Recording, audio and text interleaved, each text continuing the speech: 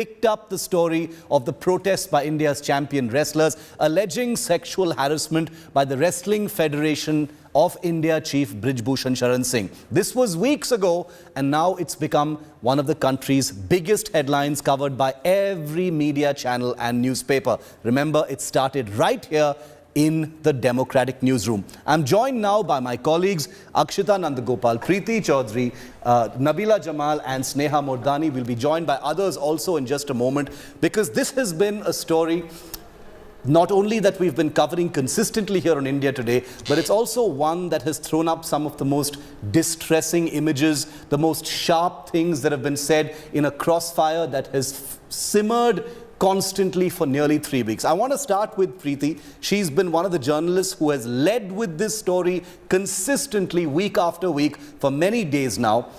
Preeti, there's a bit of a lull now because for the moment there appears to be some kind of a waiting period between now and June the 15th, when further action will be taken. But so far, and we know that things are still changing even now, this is a story that has distressed many. The allegations are very sharp. There is a sense of disbelief in different parts of the country about why action has not been taken and why things have been allowed to come to a head. Shiv, okay, right at the beginning I want to say, because there's strangely and unfortunately there is also a huge divide in terms of there are sides that people have already picked. But I want to say, don't take their word for the gospel truth. Nobody is saying that you believe what the wrestlers are saying or that they are correct. What I would reckon that everyone and all of us should stand up and ask a very basic question. Was due process of law followed? Why do I say that? Let's go back. One by one. Number one, when it was said that, listen, why is it that the wrestlers did not file an FIR? For example, for a lot of our viewers, if you're working, or a lot of us, even in our organization, if there was a sexual assault case, you'll first go to your own committee, right? You'll go to your committee, your sexual harassment committee, and you will go and say that, listen, this is what has transpired and this is what has happened to me. And after that, if no action is taken, will you go and lodge an FIR, right? So that is what these guys did. They went in with their complaint. However, what really went down was that an FIR was not lodged. How is it that a minor at that point of time, that girl was a minor? She still is a minor, not a minor, we don't know that. That's become a big talking point now. No, we don't know that because a statement, let me finish. Because a statement, with the magistrate is always in a sealed envelope. Yeah. Now, at that point of time, you go and you complain. It takes 7 days. It takes the intervention of the Supreme Court to even file an FIR. An FIR is finally filed by the intervention of the Supreme Court, where I would reckon in our country that anyone who goes to the police, especially women, forget about that they're wrestlers, goes and say that I have been sexually assaulted. The police, what is the nature? Because the onus lies on the person that you're talking about or you're accusing, right? So the FIR was filed at the intervention of the Supreme Court after 7 days. So that is one area where the due process of law was not followed. Number two, any legal expert, any expert in policing that you ask, all of them would suggest that it's a little abnormal that an arrest wasn't made under Pocso. Why is an arrest made? Usually when an investigation is on, there are two areas when an arrest is made. Number one, if you think that the person who is accused is going to flee the country. That wasn't the case in this. But number two, if you think that person in question is so powerful that he can influence the case. This man we all know how powerful he is. He's a sitting BJP MP.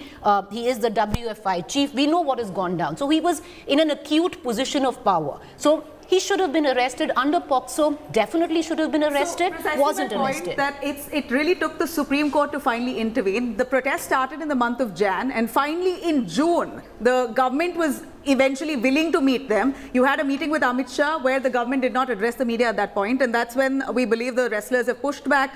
Another meeting was called in, and this time an invitation went formally. The media was very much privy to it. Anurag Thakur summoned those wrestlers, and we know what happened. He came out, he addressed the media. It took literally 3 to 4 months for this kind of attention from the government as well as the police. If it was, it takes Olympic faces for them to actually fight a sexual harassment case and yet not get justice. One can only imagine what if a common man, why was it allowed to simmer and deteriorate into this kind of situation? Akshita, you've also tracked this from the outside, from I the think ground largely as well. what's happened is maybe, and this we've seen with many such issues or many such controversies, you could say that the Modi government tends to be adamant or stubborn on a certain issue. There are questions being asked to the Delhi police, but I believe there should be questions asked to the central government, because as Nabila said, there was such a delay in even getting a response from them. Having said that, Brij Bhushan... And at the same time, motives were being attributed as well. Exactly, right from exactly. the start. So many questions. So, see, a very clear, relentless social media campaign also that was launched, I think, a few weeks back, when constantly our timeline was flooded with "but why" about the wrestlers and their campaign. But yes, Brij Bhushan is influential. Yes, he's powerful. The optics right now are bad for the government. You've got support pouring in for the wrestlers. I'm talking about sportspersons. I'm talking about Jat leaders. I'm talking about a farmer leader like Rakesh Tikait. So you'd think that in such a circumstance, things would change. But have they really? You've got comments, you've got meetings happening, but has that changed? It's also a familiar situation where things have, chasing optics. Things have actually gotten worse optically based on how things have been treated. Exactly, because of what happened on Parliament Day. Sneha, how do you think it all turned out? Yes, absolutely horrible. And I think if there's anybody who looks just terrible in this, is the government of India. From the meeting that took place last Saturday in Amit Shah's house, that was really hush-hush. Then from that time till the time they met the sports minister, there were just so many stories. Akshata said social media, I would say even the mainstream media, about how there is a truce, how there's an understanding. Today Vinesh Fogart has put out a tweet saying that as part of the investigations, one of the wrestlers was taken to the house of Brij Bhushan. But look at the spin doctors. They've been saying there's an understanding, there's truce. So it's not just the government, it's also the way the media has handled it. Also the kind of focus it got. Everyone was forced to cover the story because of India Today. Well, absolutely. And also just let this matter simmer for so many days together. I mean, forget for a moment that they're wrestlers. A group of women and men sitting at Delhi's Jantar Mantar. The government of India seems to be so indifferent. The women ministers are quiet. Otherwise, they would run to the NCW. And look at the optics of this is horrible. International federations have had to come out and say, listen, do something, at least appear to be sensitive, at least fake it. I have one question here. We're talking about all of the support, all of the voices that have come out. I do feel, and we did mention how this protest has been going on from January. Preeti, do you also feel that somewhere politically the opposition hasn't been going all out on this issue? Months ago there was outrage, there were comments made, but they've not sustained the campaign. They should have been with the wrestlers all through. Today, do you believe they're speaking as much as they should be? And also, why not? But that's a double-edged sword. Is it also because of the motives that have been attributed? Because of Brij Bhushan and how powerful he is, caste politics. No, I don't think it's that, to be honest. It's not that. It's a double-edged sword. Because what has really happened is that every opposition political party worth its salt has gone and shown solidarity or shared dais with these wrestlers. What has been the fallback of that? The blowback. The blowback has been that social media, mainstream media, there's a constant spin that has been given that now this entire protest is politicized. That they have given the the dais to the political parties. So they want to stay away from the political angle? No, they don't want to stay. But what is being built is, the narrative spun around it is that you have allowed your protest to be politicized. कि अब ये कांग्रेस की protest हो गई है, अब ये TMC की protest हो गई है, अब ये wrestlers की protest नहीं है. So the first time around they didn't allow. So even like a Vijinder Singh, who is an Olympian, who wanted to come and join them, was stopped because he's associated with the Congress. This time around, also what happens is, we keep talking about, wrestlers. Ultimately, these are what? 25, 24, 25. Bajrang is 29. Yeah. If you actually look at it, these are, look at their age as well. So they've been fighting, they've got their back towards the wall, and ultimately, if nobody else is listening to you, you start getting the support of whoever is listening to you. But that's my point. Just to make a point here, the longer that you delay investigation, the more the protesters are being vilified. There's a full vilification campaign against them on social media, and that seems to me like a modus operandi to try and discredit their movement. Because it's 4 months. Any other, if this was another case against someone else, I'm assuming it would have been much faster. 4 months of delay, not the police as well as the government. Did the BJP suspend Brij Bhushan? He still remains an MP and a party member. He still very much was part of the parliament, the new parliament inauguration. Let me give you a quick example. When I spoke about if it was a commoner, what would have been the fallout or the repercussions? This Kuldeep Singh, who was a BJP MLA a BJP MLA in UP. It took for the girl to lose her father. Her father was allegedly murdered by Singhar's people. Her 2 aunts were murdered.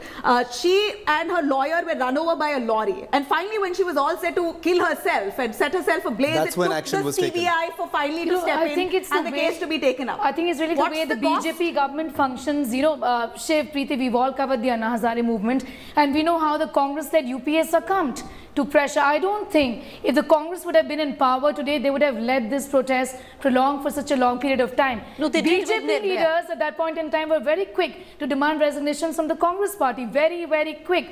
But when it comes to their own MP, they've just been, they've just not taken any action. The sporting fraternity itself, we've seen very minimal response coming Many of in them from were shamed actual- into what I coming think. out. I One after disagree. another I think did come out after it started with two of them, Other than Neeraj Chopra and just Abhinav the current Bindra. team. But having said that, I want to come back again to what the government's role in all of this is. One thing is very clear, that the WFI is an independent body and the government really can't force the hand of WFI. So at least in the first round of protests, the government had a way of getting out of it and saying that we really can't do anything. And they It's an said that. They independent cited that yeah, that it's an independent body. However, what is wrong this time around? I'm going to hark back to an incident that happened that made at that point of time MOS External Affairs Minister to step down ship, and that happened during the Me Too movement. MJ Akbar, at that, what was against MJ Akbar? Were there wrestlers? Were there what were there? Allegations, Allegations, right? yeah. Allegations. Was there a Pocso case against MJ Akbar? No, there wasn't any Pocso case against MJ Akbar. Did the government allow MJ Akbar to step down, or actually in the backdrop force him to step down? Yes.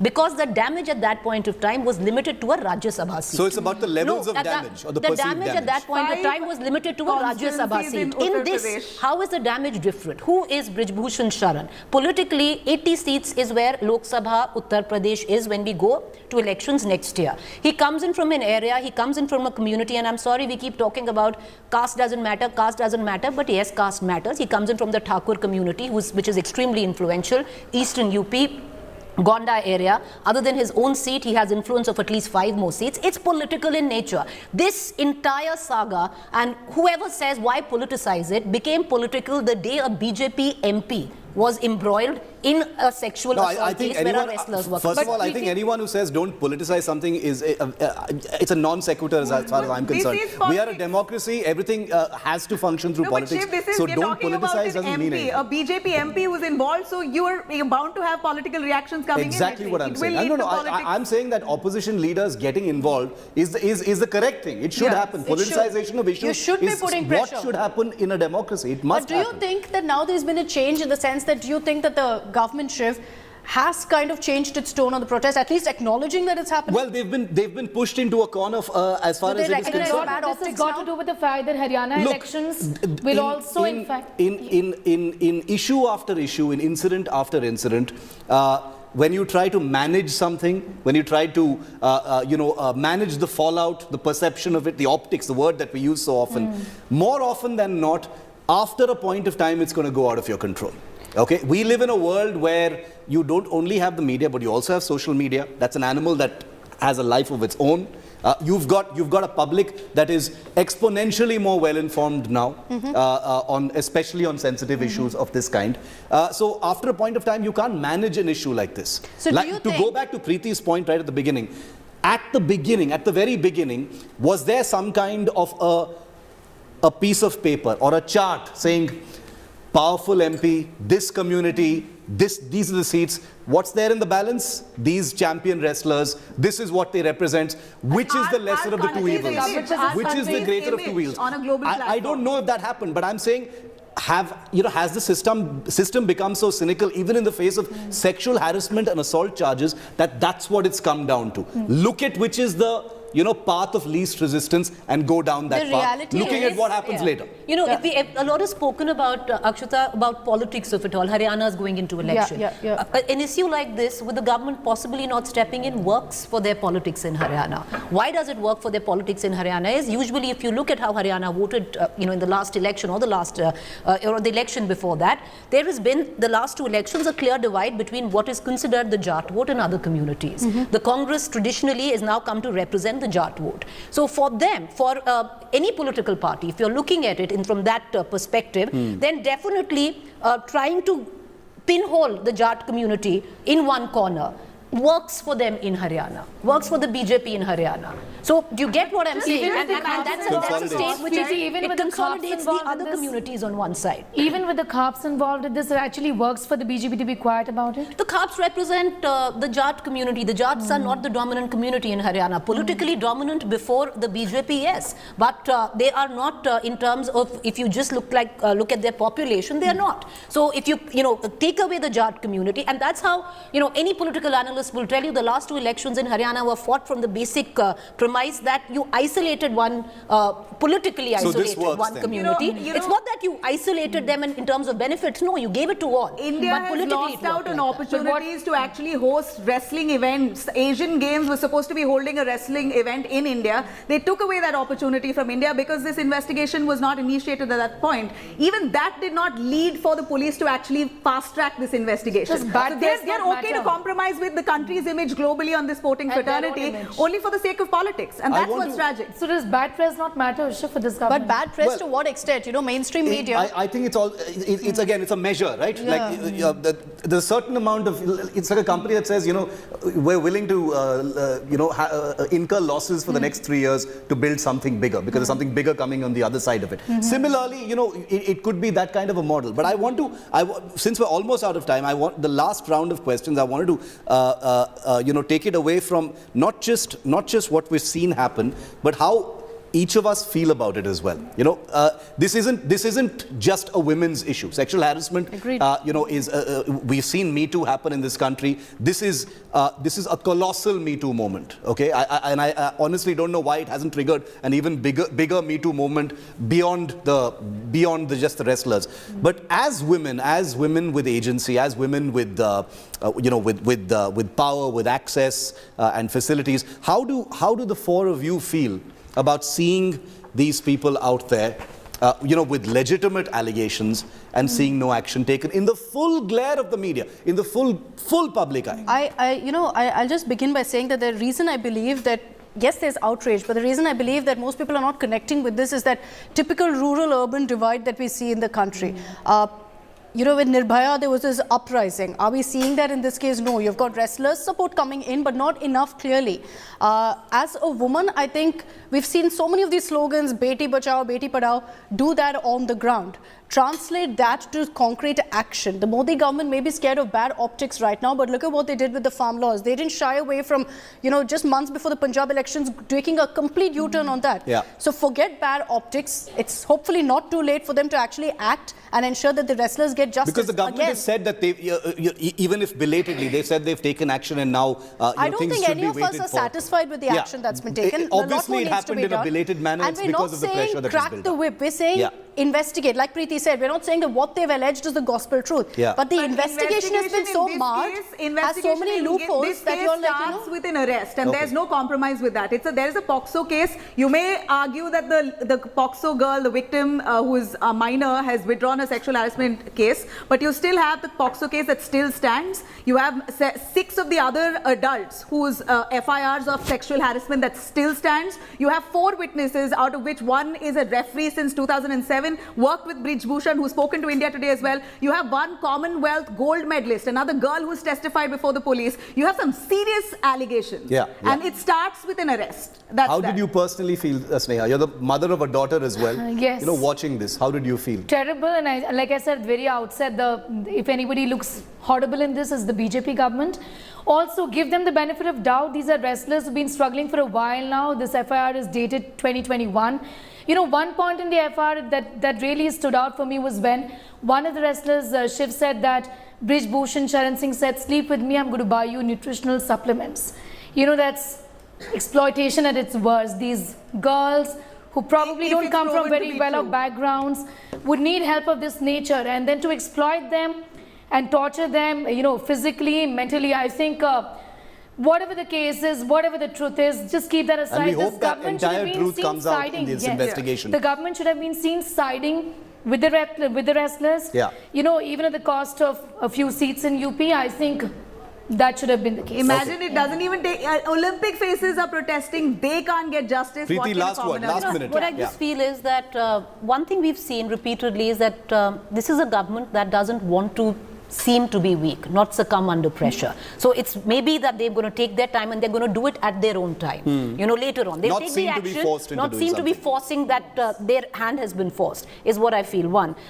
Two, I think, we've seen the Sea Water survey. It's up on the wall in terms of where even NDA supporters are saying they actually believe the wrestlers and the government mishandled the situation. So that's for the government to read as well. Lastly, I just want to say, I don't believe it's a woman's issue, Shiv.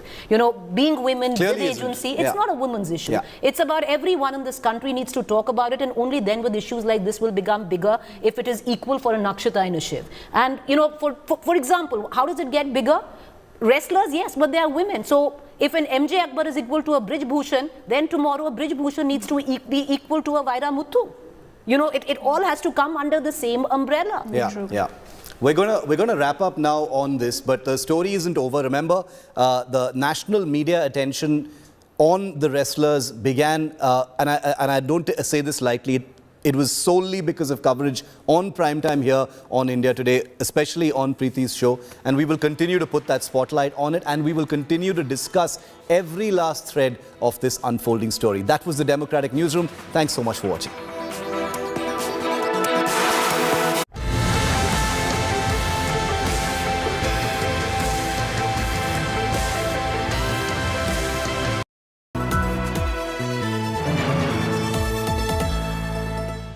Where the software engineer meets the cool UI UX designer, meets the gifted content writer to create the big dream.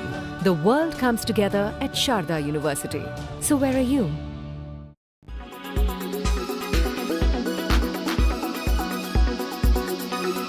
Bangalore-based EV startup Simple Energy has launched its first e-scooter. Simple One joins an increasingly populous market which includes players like Ola, Ather, Vida, Hero Electric and Bajaj among others. The company does not currently have any showrooms.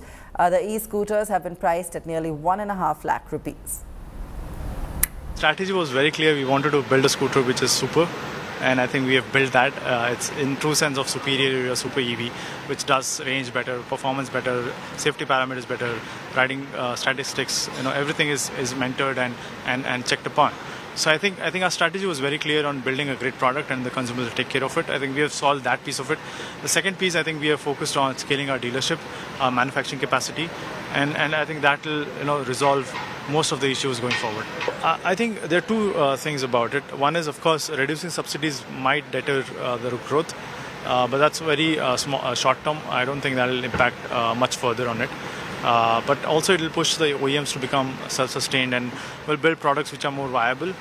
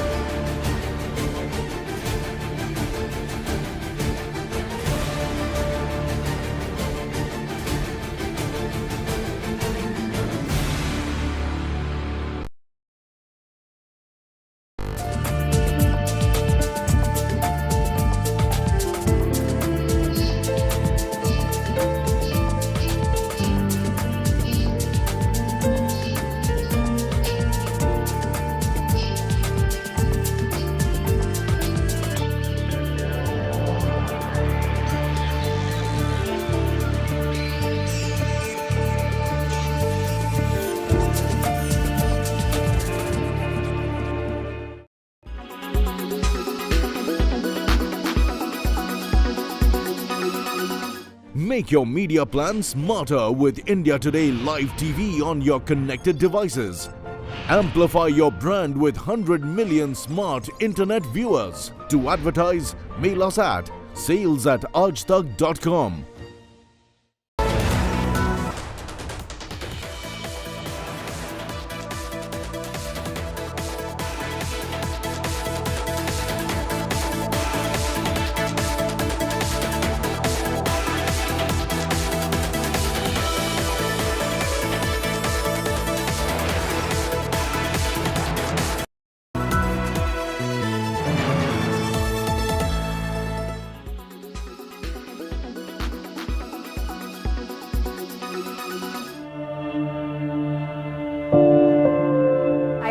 basically told that I am not going to get this disease ever again, and that my life is, I can move ahead with my life, and this disease is sort of a past. But this disease came back again in 2013, and it was in May 2013 in fact, and I was told by the doctor that you have got TB again, and it was a huge shock for me. It was a very horrifying battle of life and death. I would often wonder that what has happened to me, is this like just something that's only happened to me, or is the disease so out there, more prevalent? India has the most tuberculosis cases in the world. India is home to over a quarter of the world's 10 million tuberculosis patients. Tuberculosis, which is commonly spread through the air when an infected person coughs or sneezes, usually affects the lungs, but can also affect other parts of the body. Tuberculosis infected Nandita Venkateshan's intestines in August 2007, causing stomachache a month after she began her graduation. Nandita was busy battling tuberculosis and the stigma associated with the disease at a time when her peers were hanging out in campus hotspots, creating memories. She was assured that the treatment would bring an end to her woes, but that was not meant to be. Her stomach aches returned a few years later in 2013. I was told by the doctor that you have got TB again, and it was a huge shock for me because I was looking to start my career, and there I could see that my whole life was coming to a complete standstill again. And this time the doctor told us that the disease has become quite severe in its form. Also told me that you will have to undergo one surgery where the infected portion of the intestine will be removed altogether. The reappearance of the infection needed intense treatment, including 6 surgeries to remove contaminated portions of her bowel and a series of medication injections. Despite the fact that the injections cured her TB, Nandita awoke in her home to quite a few days after her 24th birthday. She could not hear her brother talk to her. She had lost her hearing.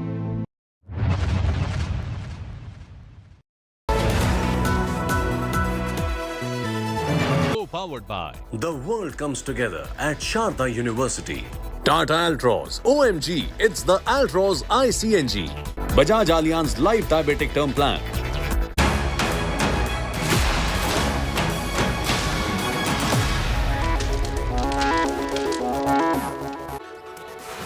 Good evening, you're watching To The Point. I'm Preeti Chaudhary. The latest chapter, viewers, in wrestlers versus BJP MP Brij Bhushan Sharan. In a fresh development, Jagbir Singh, an international wrestling referee, former coach, has corroborated the wrestler's allegations in his testimony to the Delhi police. He spoke to us a short while ago. I'm going to have him live just a short while from now. Jagbir Singh narrates the photo shoot incident and said that he did see Brij Bhushan standing next to a wrestler and behave inappropriately, adding that there were many other instances as well where he has made women wrestlers feel deeply uncomfortable.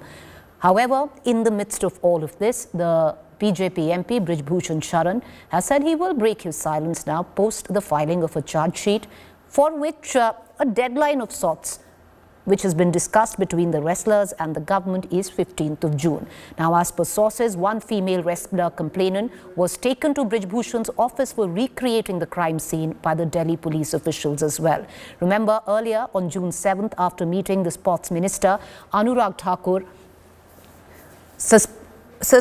with the wrestlers, met the wrestlers, where the wrestlers suspended their protest till the 15th of June.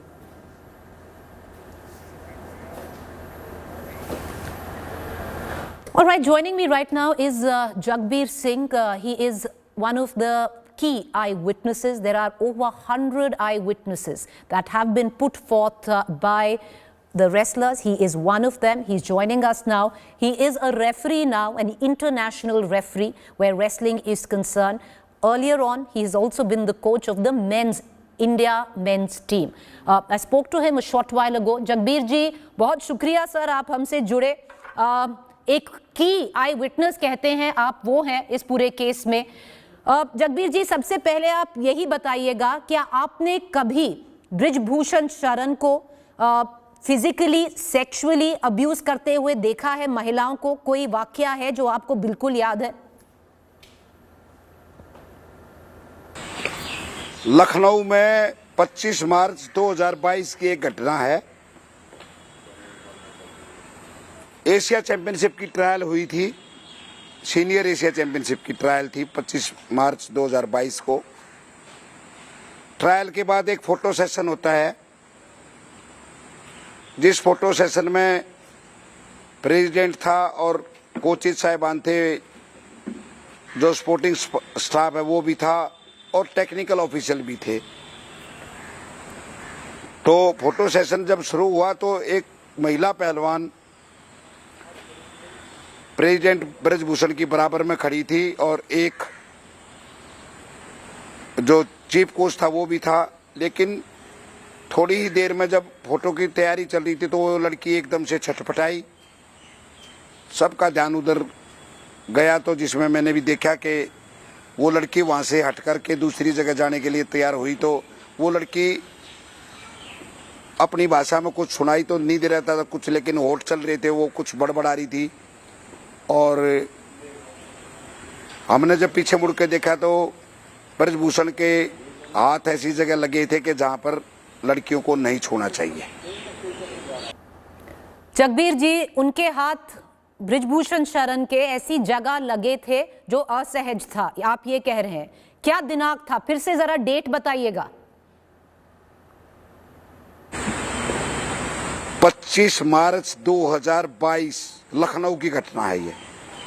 ये 25 मार्च 2022 वही दिन है जो महिला wrestler complainant है, उन्होंने अपनी complain में दर्ज की है, जिसके बिना पर एफआईआर है. उसी पे आप विटनेस हैं. क्या ये वही इंसिडेंट है, उसी कंप्लेनेंट से रिलेटेड, उनमें से वही महिला रेसलर ने कंप्लेन की है जिसकी बारे में आप बात कर रहे हैं? हाँ हाँ, उनमें से एक है. उनमें से एक है.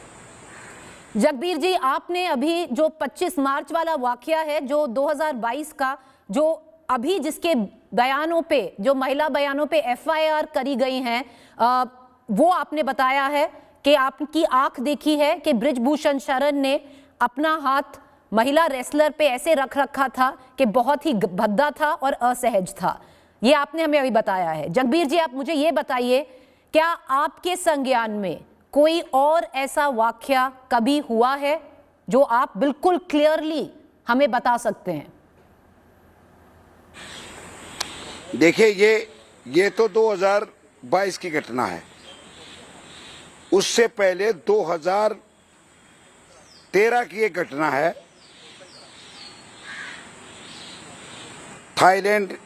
थाईलैंड की, थाईलैंड पुकेट में एक जूनियर एशिया चैंपियनशिप हुई थी 2013 में. वहां की घटना है. वहां पर भारतीय टीम ने एक उम्दा प्रदर्शन किया था, और वहां पर प्रेसिडेंट भी मौजूद था.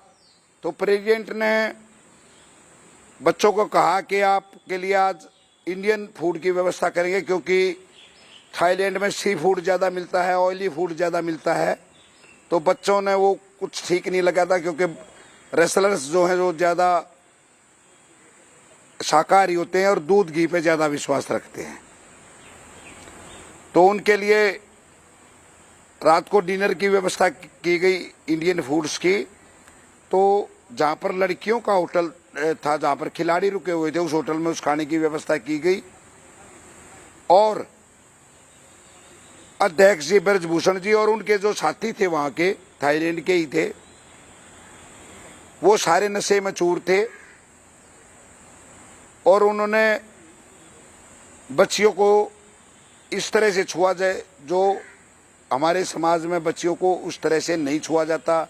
किसी बच्ची को पकड़ के कि आपने बहुत अच्छी कुश्ती लड़ी, आप बहुत अच्छी हैं, आपका शरीर बहुत अच्छा है, आपको मैं ये मदद करूंगा, आप बड़े पहलवान बनोगे, आपको बताइए किस चीज़ की ज़रूरत है। तो ऐसे बयानबाजी हुई और हम भी उस जगह पर मौजूद थे, हम रेफरी के तौर पर गए हुए थे। वो हमने बहुत बुरा लगा था, वो एक बहुत बुरा सपना था।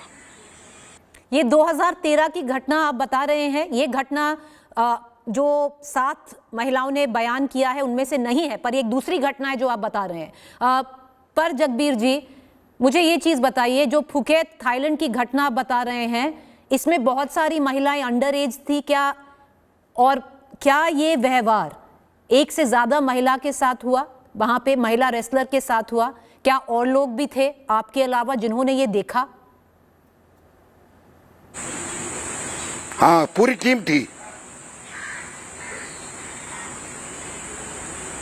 हाँ, महिलाएं थी, पुरुष भी थे। तो फिर से पूछूंगी, पूरी टीम थी और लोग भी थे, और जो असॉल्ट हुआ था वो एक रेसलर महिला से ज्यादा रेसलर महिलाओं पे हुआ था और बहुत लोगों ने ये देखा था, आप कह रहे हैं? हाँ भाई, जैसे एक उसमें 10 महिला खिलाड़ी होती हैं,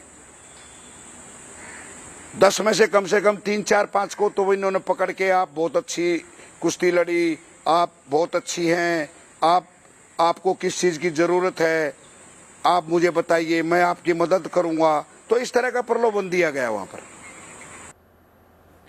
जगबीर जी, क्या इन किसी भी रेसलर्स ने कभी भी आपके पास आकर, जो अभी वाकया है उसके पहले, बोला कि बृजभूषण शरण ने मेरे साथ ये किया? कोई कंप्लेन आई?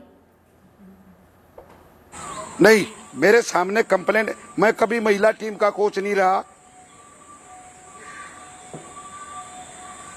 मैं कभी किसी महिला कोच का, मैं किसी महिला का कोच नहीं रहा कभी। मैं लड़कों का अखाड़ा चलाता हूं, यहाँ पर मेरा अपना क्लब है और मैं 2007 से UWW का रेफरी हूं। जगबीर जी, इस सब में जो आपने बयान दिया है एज एन आई विटनेस भी, आपने पुलिस के सामने ये सब बताया है। अब एक चीज़ बताइए, क्योंकि जो ये ब्रॉडकास्ट देख रहे हैं ना, बहुत सारे पूछेंगे कि जगबीर जी आप पहले क्यों नहीं आए, पहले आपने क्यों नहीं बोला, अब क्यों बोल रहे हैं? मैडम जी, हम ऐसे देश में रहते हैं कि जहाँ पर महिला को खिलाफ भी नहीं बोल सकते, सपोर्ट में तो आप बोल ही रहे हैं, खिलाफ में बोल नहीं सकते। जब तक इस देश में ये कानून है, जब तक महिला खुद शिकायत ना करे, महिला कोई मदद ना मांगे, अगर आप उसकी मदद करना चाहोगे तो आपके खिलाफ ही शिकायत हो जाएगी। तो आप कह रहे हैं तब तक कोई शिकायत नहीं थी। एक चीज बताइए जगबीर जी, जो इसमें माइनर है, जो नाबालिग लड़की है, रेसलर है, उसका मुद्दा सामने आया है, कह रहे हैं कि चेंज कर दिया है स्टेटमेंट, उसमें आपको कोई ज्ञान है, कोई चेंज किया है स्टेटमेंट?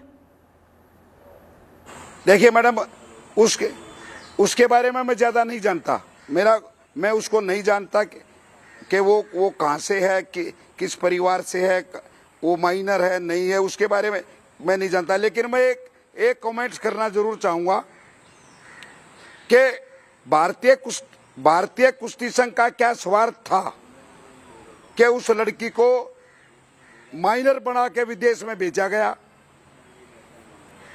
और जब उसने कोई प्रोटेस्ट किया तो आज वो माइनर नहीं है। तो क्या फेडरेशन को पहले से पता था कि माइनर नहीं है? जो फेडरेशन के पास डॉक्यूमेंट्स हैं, जिस प्रतियोगिताओं में उस बच्ची को पार्टिसिपेट करवाया है, उस हिसाब से तो वो माइनर है। तो फेडरेशन आज कैसे कह सकती है कि वो माइनर नहीं है? तब फेडरेशन ने जांच क्यों नहीं की? किस उद्देश्य के कारण उस बच्ची को गलत एज ग्रुप में खिलाया गया, माइनर एज ग्रुप में क्यों खिलाया गया? तो किस बच्चे का हक मारा गया? ये भी तो एक जांच का विषय है ना। उसमें जांच करने वाला इसका सेक्रेटरी था, उस सेक्रेटरी के साइन है उसके ऊपर कि ये माइनर है, ये इस एज ग्रुप में पार्टिसिपेट कर सकती है। तब इसने जांच क्यों नहीं करवाई? तो जगबीर जी, आप जो कह रहे हैं, जो बार बार एक नैरेटिव चला हुआ आ रहा है, एक भूमिका बांधी जा रही है कि जो लड़की है वो नाबालिग नहीं है, बालिग है, और ये ब्रिजभूषण शरण के कह रहे हैं कि उसके कैंप से ज्यादा आ रही है। आप मुझे ये बताइए, आप कह रहे हैं ये नेशनल टीवी पे कि ब्रिजभूषण शरण का सेक्रेटरी, जो WFI का सेक्रेटरी है, उसका साइन है इसके ऊपर कि ये लड़की नाबालिग है, और उस सर्टिफिकेट में इस लड़की ने इंटरनेशनल कंपटीशन खेला है। सही बात? इसके सेक्रेटरी विनोद तोमर का एज प्रूफ पे साइन है, और ये विदेश गई है ये लड़की।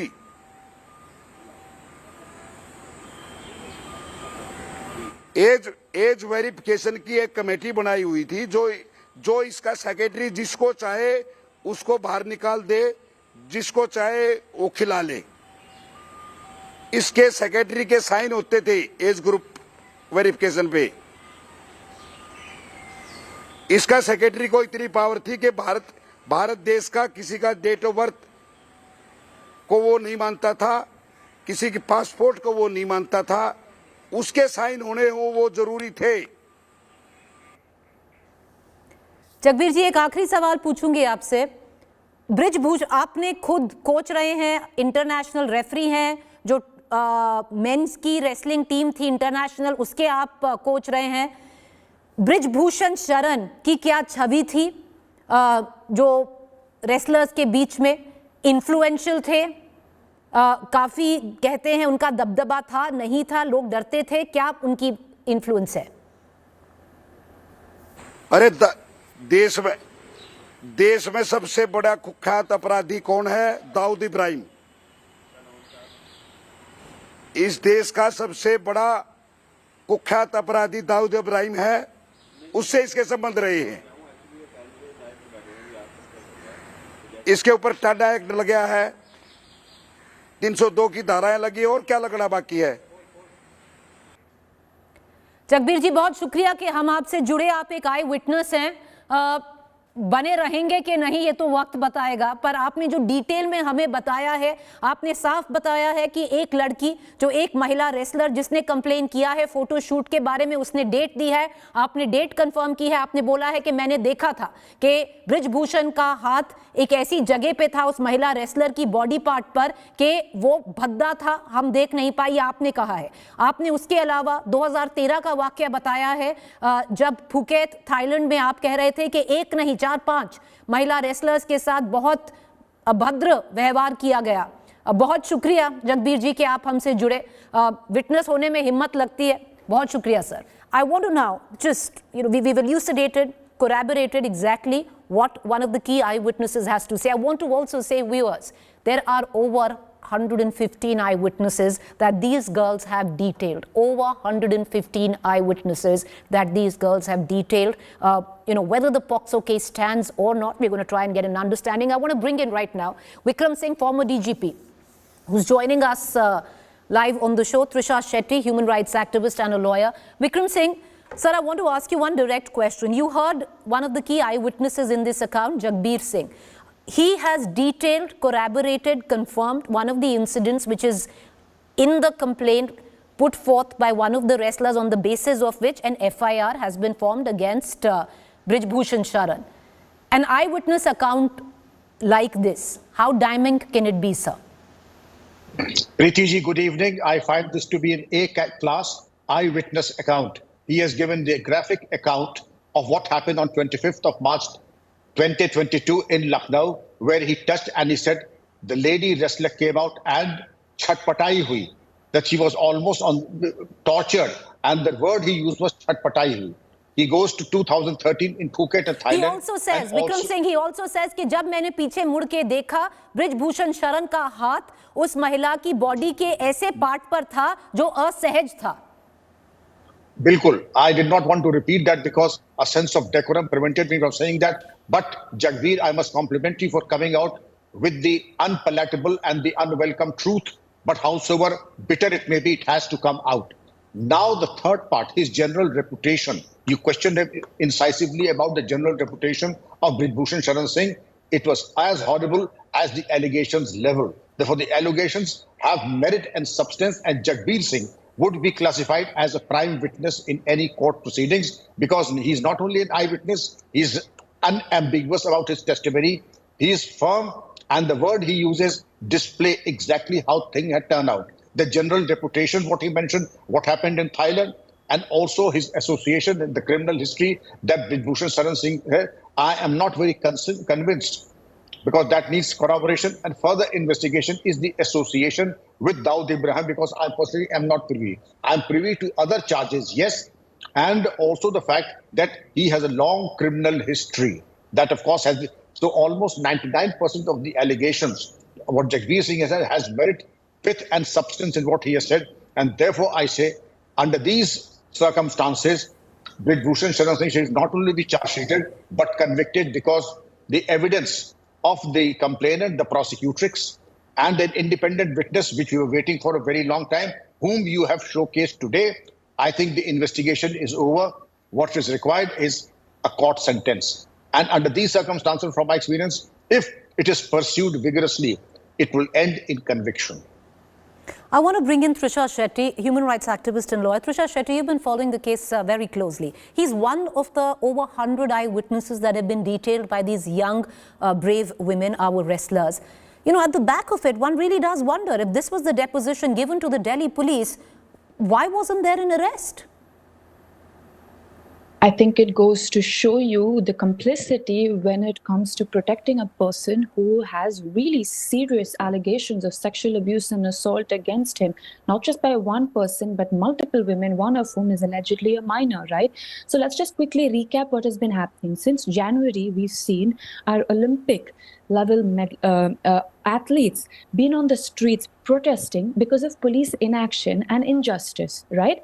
It took, as of April 28th, an order from the Supreme Court for the FIRs to be registered against this alleged accused person, Mr. Brij Bhushan. It took the intervention of the Supreme Court, which is in itself an aberration of the law. The second the Delhi police were intimated of the crimes against this individual, they should have lodged the FIR. You do not have the legal standing to deny a citizen of filing an FIR as a police officer. It goes against the law, which is listed under the IPC as well as the CRPC. And there's criminal punishment against police officers who engage in such activities, right? So we saw none of that happening. Supreme Court had to intervene.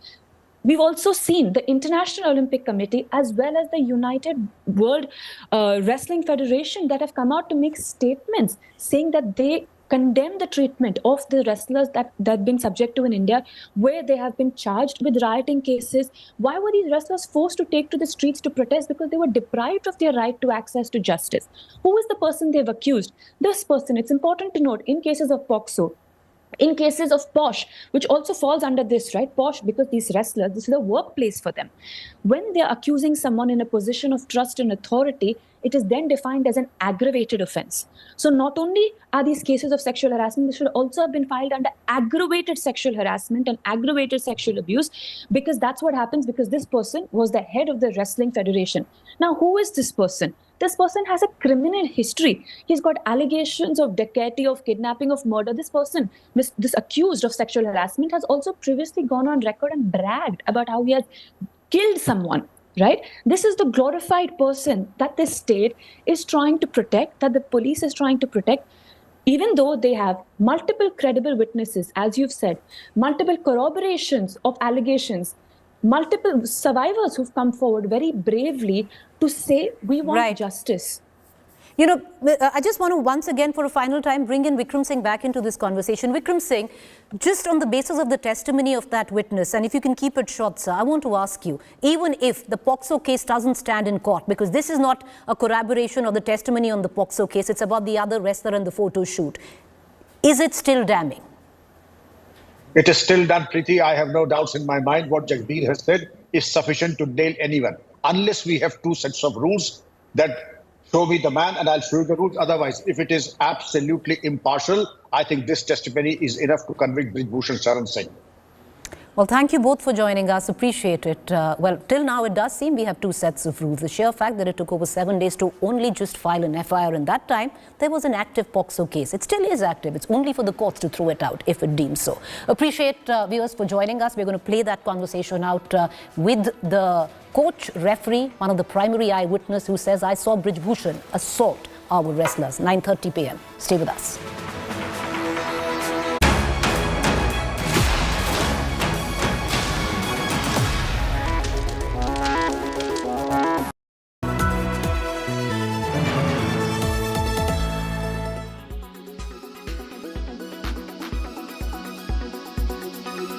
Think about these high airfares across the domestic sector and what can be done to reduce them? You know, Karishma, I think every once in a while when there is suddenly a demand-supply sort of gap, there is this, sometimes it happens that there are these fares that peak. And frankly, I've said this, the same boring thing for now almost 15, 17 years, that airfares consistently should be affordable.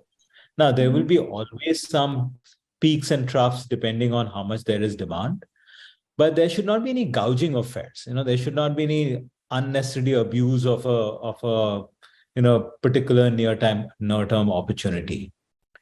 How do we bring fares down? I mean, which is what you asked me. I think it's probably a combination of two things. At an overall level, there needs to be consistent supply of new capacity coming in, because India is a highly underpenetrated market. For a country of 1.4 billion people, give or take 500 commercial airplanes is really nothing, you know. And not all those 500 commercial airplanes are flying, and not all of the ones which are flying are in the domestic market. So it's the actual domestic capacity is even less than those 500 airplanes. So just continuously new capacity coming in, new airplanes coming in to meet that demand is the basic fundamental.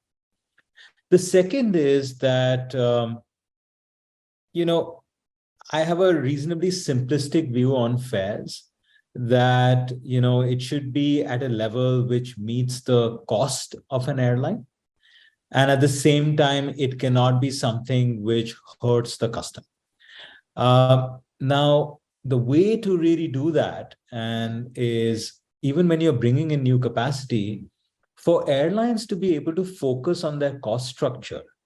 Because if their cost structure is much lower than in the past, then the fares, even if they meet that cost, does not have to be something which starts, becoming a pain point for customers.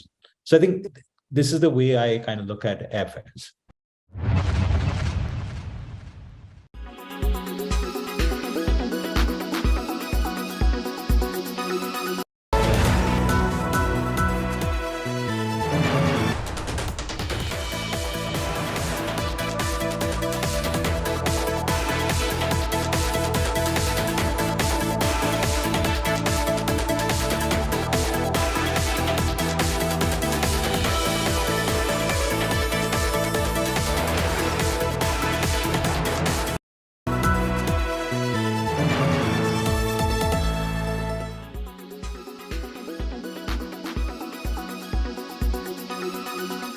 Elon Musk's Tesla has agreed to the Indian government's demand to set up a vendor base in India. Currently, more than half of Tesla's global production takes place in China. My colleague Chetan Bhutani joining us on the story. Chetan, does it mean Tesla is a step closer to shifting part of its business out of China and into India? And by when could we see this happen? Well, that's right. Elon Musk's Tesla could soon make in India for the world, as top sources in the government have confirmed to Business Today TV that the company has in principle agreed to start manufacturing in India. In fact, no formal proposal has been signed as of now, but yes, by the way of mutual understanding, the company has given a green light to the government's, in fact, mutual persuasion that happened last month. Sources have also confirmed to Business Today TV that Tesla will set up a vendor place in India. But however, the government is of the opinion that the company should probably start manufacturing and, in fact, assembling electric cars in India and then probably move on to set up a vendor base. In fact, last month, the officials of Ministry of Road Transport and Highways, Department of Heavy Industries, the Prime Minister's office, they all met Tesla officials just to take a rain check at how India is serious about this electric vehicle revolution in India, and how the country in fact wants to go out. So in fact, my sources have also told me that the government in fact could sweeten the production linked incentive scheme 2.0 that would be coming up to ensure Tesla also gets some benefits. In fact, it has now in fact said that they are not anymore seeking demand for an import duty cut. But in fact, you should remember that owing to different geopolitical situations in China, the company has more than half of its production. Chetan, will Tesla get concessions from the Indian government for setting up a base here? Abba, the government is of the opinion that if Tesla does something and starts manufacturing, not out of the way, not a green carpet would be rolled out for Tesla, but yes, the government is looking at a production-linked incentive scheme specifically for electric vehicles and its components, because the FAME scheme is almost coming to an end, and various factors have contributed towards its ending. But yes, a PLI 2.0 is in the works, which probably could benefit Tesla.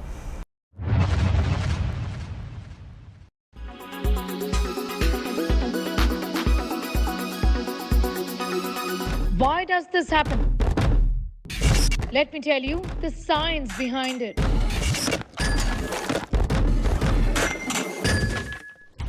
For more informative videos like this, keep watching India Today News Mo. Presented by RP Sanjeev Goenka Group, Growing Legacies. Powered by NECC, Sunday Hoya Monday, Rose Khao Ande.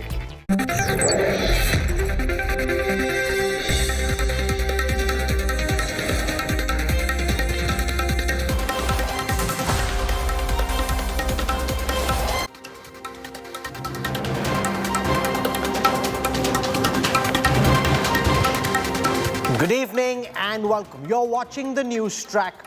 I'm Rahul Kamal. Mamata Banerjee's nephew Abhishek Banerjee rejects an enforcement directorate summons, says the probe agency is preventing him from campaigning in the panchayat elections and that he is being tortured. Is he just trying to dodge the law enforcement agency? Is this actually torture, or is the agency only following procedure which Mr. Banerjee needs to comply with? That's my top focus on the news track.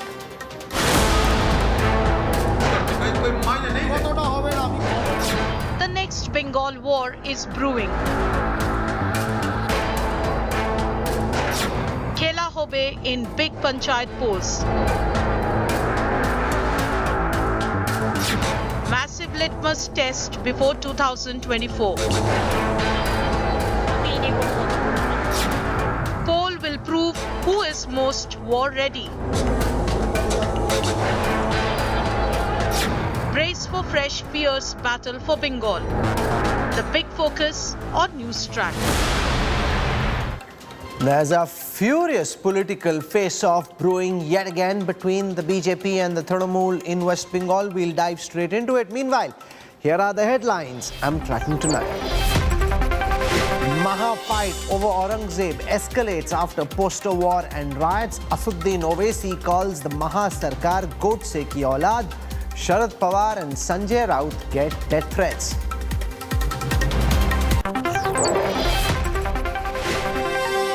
Dr. Jaishankar slams Rahul Gandhi's foreign raga, says criticizing India abroad and seeking intervention is a cause of concern and can have serious implications for the country. What is the bigger problem is when you take it out and then you invite people from out, saying please come and actually take part and interfere in what is happening out here. So our invitation be there. That I don't think is good for the country. International wrestling referee says he saw a female athlete push away Bhushan Sharan as she got uncomfortable. Delhi police recreate crime scene at the WFI boss's Delhi office. Now textbook war ignites over Hegdewar in Karnataka. Congress government to remove chapters on the RSS founder from school books. Donald Trump indicted for the second time. This time in the classified documents case, the former US president accuses the Biden administration of a witch hunt.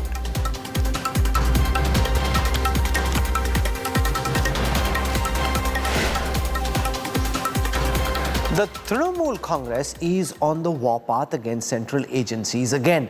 Mamata Banerjee's nephew and senior party leader Abhishek Banerjee, who's facing the heat in connection with the coal and school job scam, has declared he will defy Enforcement Directorate summons. This fight comes at the backdrop of impending panchayat polls. The Trinamool claims the summons to Abhishek Banerjee are a ploy to keep him away from campaigning. Here's the latest in the big Bengal showdown. A test of popularity at the grassroots level.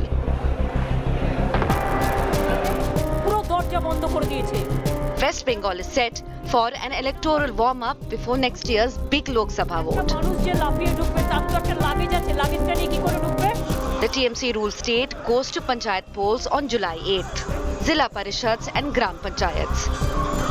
63,283 constituencies spread across the state vote in a single round on July 8th. Results are scheduled for July 11th.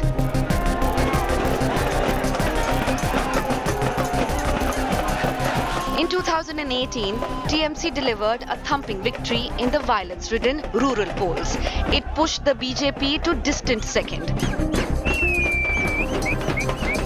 The left and Congress reduced to irrelevance in all three tiers of the panchayat structure back then. It seems different this time, with the TMC under massive opposition attack over allegations of corruption and arrest of several senior leaders.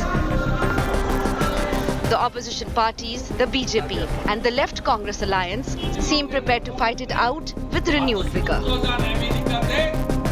Fireworks have begun. The BJP has sought deployment of central forces, fearing violence in the upcoming elections. Bengal में हर चुनाव में कुछ ना कुछ संतरास होता है, हिंसा होता है, पंचायत पौरसभा में ज्यादा होता है लोकल बॉडी में, इसलिए बार-बार हम सेंट्रल फोर्स का डिमांड करते हैं. On its part, Congress complains panchayat elections have been announced on a short notice, with a short window for nomination filing. लगभग 73,000 के आसपास उम्मीदवार चुनाव में हिस्सा लेना चाहते हैं. समय दिए गए 9 तारीख से 15 तारीख, 8 दिन के अंदर एक दिन छुट्टी के भी है. ये कौन सा गणित के सहारे में ये लोग एक समय तय किए हैं, जिस समय के दरमियान मान लीजिए कि 73,000 उम्मीदवारों ने अपना नामांकन भर पाया. The opposition has moved court, seeking central security during the vote and raising its objections over carrying out the elections in a single phase. In response, the Calcutta High Court has observed that the State Election Commission should consider vote dates and that adequate time should be given for filing nominations. The state government and election authorities should also discuss deploying central forces. The TMC has put on a bold face. The ruling party insists that the High Court should issue an observation and not an order. ऐसे जरूरी नहीं है कि all party meeting करना है. Election date announce करने के पहले स्टेट इलेक्शन कमिश्नर का पूरा पावर है. वो पावर के अनुसार इलेक्शन डेट अनाउंस किया, हमको मानना पड़ेगा. The litmus test begins on West Bengal's rural battleground before the Lok Sabha vote due next year. Bureau Report, India Today.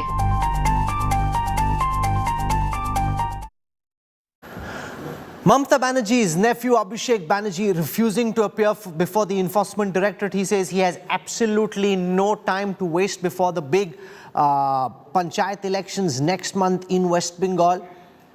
He says the agencies are torturing him. Is it correct for the senior Trinamool leader to be defying the Enforcement Directorate summon? Is this indeed a case of torture, or should Mr. Banerjee really be following procedure because he's been summoned by an Indian investigative agency? To talk about this and more, and to talk about the big build-up to the next panchayat elections in West Bengal, because remember, in the assembly elections in West Bengal, the Trinamool won handsomely, and this panchayat election will be important because it will give us a sense of who stands where at this moment in West Bengal. Joining us for perspective on this broadcast, I want to welcome our guests on the show. With us at this time, representing the Trinamool Congress, is Riju Datta. Priyanka Tibrewal is a spokesperson of the Bharatiya Janata Party. Shikha Mukherjee is a columnist and senior journalist. Jayanto Ghoshal is a consulting editor with the India Today group. So welcome to all our guests. I want to give our viewers a sense of where things stand at this moment, so you get a sense of the starting point. There are 48,649 gram panchayats where elections will be fought, and this election happens early next month. And let me give you a sense of where things stand at this moment. So if you see, according to the 2018 gram panchayat data, the Trinamool Congress had won 78% of the total votes. The BJP had picked up only 12% of the total votes. The Trinamool had 38,118 gram panchayat wards. The BJP had only 5,779.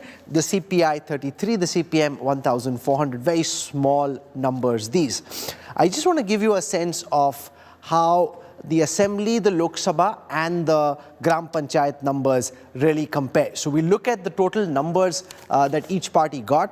Remember, in the Lok Sabha elections between the BJP and the Trinamool, there was a reasonably tight fight.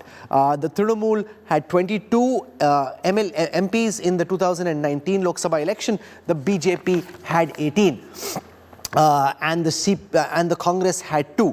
So that's the seat share for West Bengal across 3 elections, where in the Lok Sabha elections, there was a tighter fight between the BJP and the Trinamool. What we'll find out next month is where things stand at this moment. Will it again be a tight fight? Will it be a close contest? Or will it be Trinamool all the way? That is what is at stake. And Abhishek Banerjee is telling the Enforcement Directorate, he's telling the country at large, I am being called at this moment. He's been called on the 13th of June. His wife Rujira was questioned for 3.5 hours. Soon after, Abhishek got someone as well.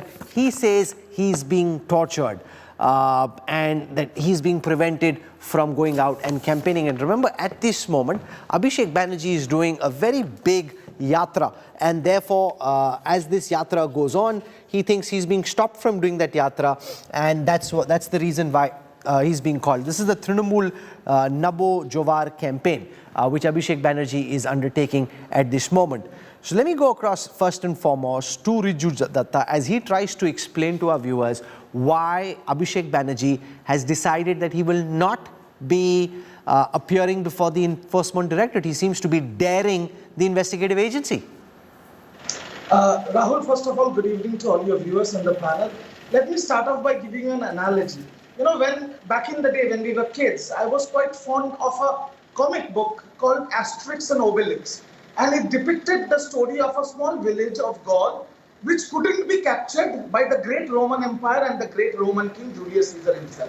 Now, fast forward to 2020-23, you will see the same thing happening. Whereas the king, with his entire armada of EDA, CBI, NIA, IT, trying to capture a small state of Bengal, but unfortunately failing time and time again. See, this is what is happening. Abhishek Banerjee and Mamta Banerjee, for the last 4-5 elections, has defeated the world's largest party, and not just defeated, thrashed them out of the park. Abhishek Banerjee has clearly stated in front of the press that I have cooperated with all my, all the investigations, and if called, I will go again and again. And if you have one shred of evidence, you don't need to arrest me also. You bring it in front of the media, I will go and hang myself in the public view. Why is the CBI and ED not being able to do that? Question number 1. Question number 2. There is a new campaign called Trinamool and Navajua, which has coincidentally completed 4,000 kilometers today. And because of that, the collective opposition in Bengal, their BP levels, their sugar levels have all spiked. And as a result, they are trying every trick under the sun to, stop this campaign by calling Abhishek Banerjee. So he has categorically said, look, my panchayat polls are ending on 8th. You call me on 9th, I will go. You call me on 10th, I will go. You call me on 11th, I will go. Before that, I do not have the time to waste 10, 12 hours because the net result is 0 because you have done that before. Point number 3. The panchayat polls that has been announced, there is almost totally, if you include the Shamiti and everything, around 70,000 seats that will go to the polls, 70,000. So out of those 70,000, the collective opposition in Bengal, and I'm saying categorically, do not even have 20,000 nominations. Yeah, but a part of that is because of the fear of the Trinamool. Riju, I'll tell you what, one second, sir. In 2018, 34% of the total seats, the panchayat seats which went for polls, went uncontested. Those seats, so much was the fear of the Trinamool on the ground that your opponents did not even dare put up a candidate against you. So while you're making the point, you are also remember that this has been a persistent reality. 20,076 total panchayat seats went uncontested to the Trinamool. Okay, see, this time round, time and time again, not the opposition but the ruling disposition, because law and order is a state subject. We have said that we want an absolute peaceful panchayat vote, even if that means losing a few seats. My question is, the opposition has gone... Who was talking about peace? Priyanka, I haven't come to you yet. You will wait for a moment till I come to you. Do not derail this conversation. That's not my style. Thank you. The opposition has gone to the Honorable High Court. They have gone with a list of demands. I will accept and I will be very happy if the Honorable High Court says that the nomination filing should be online. You know what will happen then, Rahul? Then the collective opposition or a part of the media cannot say that Trinamool Congress has stopped them from filing nomination. I am saying go file nomination. I will go even one step ahead and say if any opposition party candidate says that we are not being able to file nomination, contact the Trinamool Congress. Because we have also launched a new app which is Sorasori Mukhyamantri, which means there's a number you can contact the Chief Minister Mamata Banerjee So directly. Priyanka, I'm going to come back to you in a moment. Priyanka Tibrewal, here's what Abhishek Banerjee is saying, that polls get over on the 8th of July, 9th, 10th, 11th, call me. At this moment, I simply have no time to mix. His charge really is that he's been undergoing this Trinamool Nabo Jawar campaign, which he claims is what is rattling the state BJP, which is why you want him to move away from this campaign and present himself before the Enforcement Directorate. He's saying the ED and the CBI are the double engine of the BJP government. Not at all. This is vice versa. It is Abhishek Banerjee and the Trinamool government who is scared because, see, on the completion of 9 years of Modi government, there are various public meetings which are being held at the block levels. And we are going and holding those meetings are being held. And there they are now very, very horrified because the kind of crowd which is emerging. So they want to first of all stop this program. And secondly, Abhishek Banerjee is trying to purchase time. You see, panchayat elections were not the need of the hour for them for so long.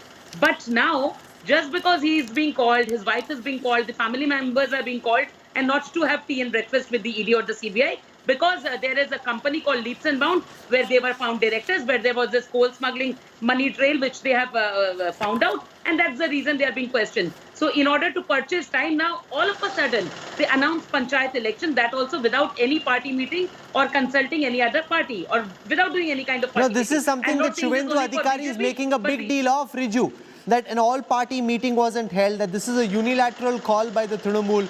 Usually, there is a conversation with opposition parties before the election is announced. They're saying, you are trying to do this because you are trying to deflect attention and trying to turn the Enforcement Directorate summons the cases against Abhishek Banerjee into a political weapon.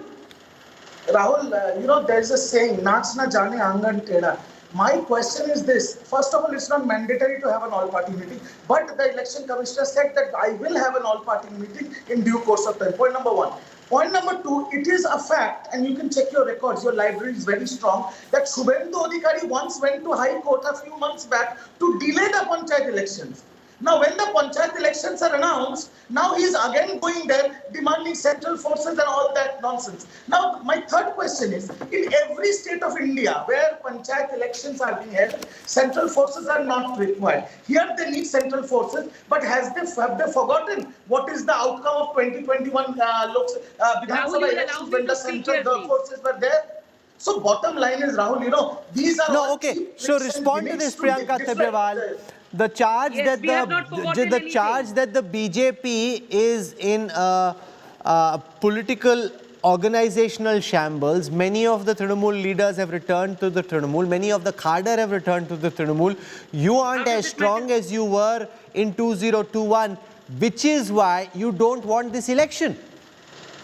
Sir, like he said, that panchayat elections are the need of the hour, very urgent. I'd like to remind my friend that there are many other municipal corporations where elections have not taken place from the last 10 years, 15 years. Why? Because their ministers are sitting as chairmen and they are earning money. So they don't require to contest any elections over there. But panchayat was very much required at the moment.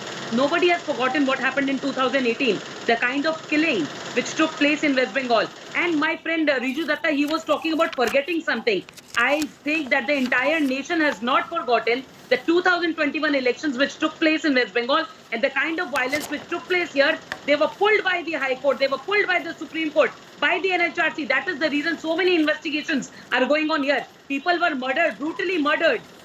Not allowed to file nominations. You know, Look at that. Their family, their we're women, hearing from the political parties. I want to go across to Munish Pandey, who covers the Enforcement Directorate for us. He's been speaking to senior officials who are on this case. Munish, how confident are these ED officers about the kind of case they've been able to build against Abhishek Banerjee, against his wife Rujira? And remember, there are two primary matters that are being looked at in different ways. One, of course, is the coal scam. The other is the school scam. And in both these cases, they're trying to build a case. There's a school job scam and the coal pilferage scam. Where has the investigation reached? And from the ED's perspective, how important is it for Abhishek to appear? Well, Rahul, first I'll talk about the coal scam. As far as Abhishek Banerjee is concerned, his role is being investigated by the Enforcement Directorate and he has been questioned on several occasions by the agency. But as far as the evidence against Abhishek Banerjee is concerned, the Enforcement Directorate claims that they have details of certain transactions. The ill-gotten money traveled from the mediators, from certain policemen to top politicians in West Bengal, and that is why they want to question Abhishek Banerjee. Apart from Abhishek Banerjee, his wife Rujira Banerjee is also under scanner of the Enforcement Directorate, and what ED believes and what they claim that there were two companies linked to Abhishek Banerjee's family through which Rujira Banerjee got over 50 lakh rupees. And that money traveled from India to outside country. They have the bank account details, and that is why Rujira Banerjee was also recently questioned by the Enforcement Directorate. So far, the question you asked, as far as Abhishek Banerjee is concerned, in the coal scam case, the ED claimed that they have concrete evidence against Abhishek Banerjee.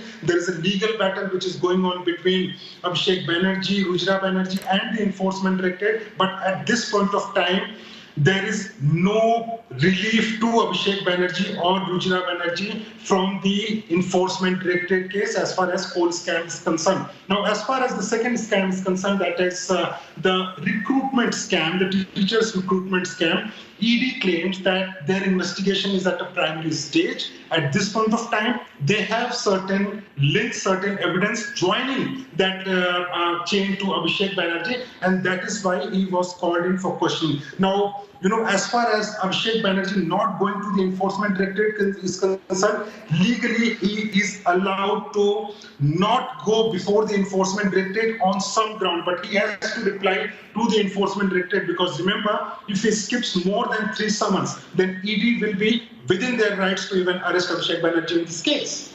Okay, thanks Munish for joining us. I want to go across to our two political analysts, Jayanto Ghoshal and Shikha Mukherjee. And before that, I want to show our viewers just where the last panchayat election stood. And what I've done is I've done a cross tab looking at the Lok Sabha and the assembly data numbers. This is vote share. So you'll get a sense of how tight the battle really was. So in 2019, the Trinamool had 43% of the vote share in West Bengal. The BJP had 41%. So the gap was only 2%.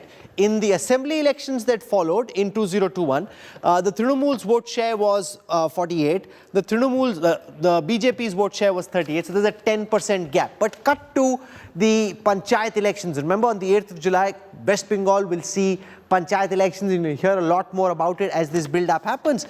The gap in the vote share of the panchayat elections is 78 versus 12. So that's a massive gap of 66, massive gap of 66 between the one and the two party. And therefore, the question now, Jayanto Ghoshal, is what, according to you, is the state of play in West Bengal? So you've got the ED summons being dodged by Abhishek Banerjee. That's a political matter. But on the ground, you travel across the state. What's the sense that you're picking up? Are we looking at a assembly election-like scenario? Are we looking at a Lok Sabha-like scenario? Or are we going to see something similar to the last panchayat elections? Because typically, the state government which is in power tends to have the advantage in local body elections. Jayanto. Rahul, thank you very much. Rahul, at the outset, I will say that there is a anti-incumbency against TMC regime also. It's a law of nature. Because after 10 years, you cannot compare. Similar in the national level also, always there is a law of nature, the anti-incumbency comes.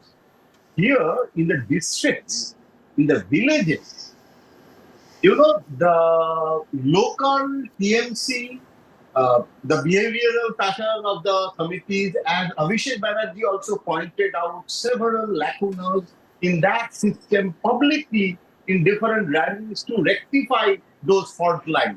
So I have to say that there is a anti-incumbency. You cannot compare with the 10 years back what was the situation or 5 years back what was the situation. So there is a increasing discontent among the mass of the Bengal.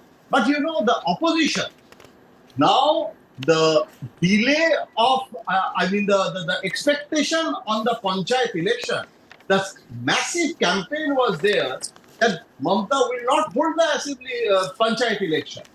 And sudden announcement of the why has it been announced suddenly? Why is the poll been announced suddenly?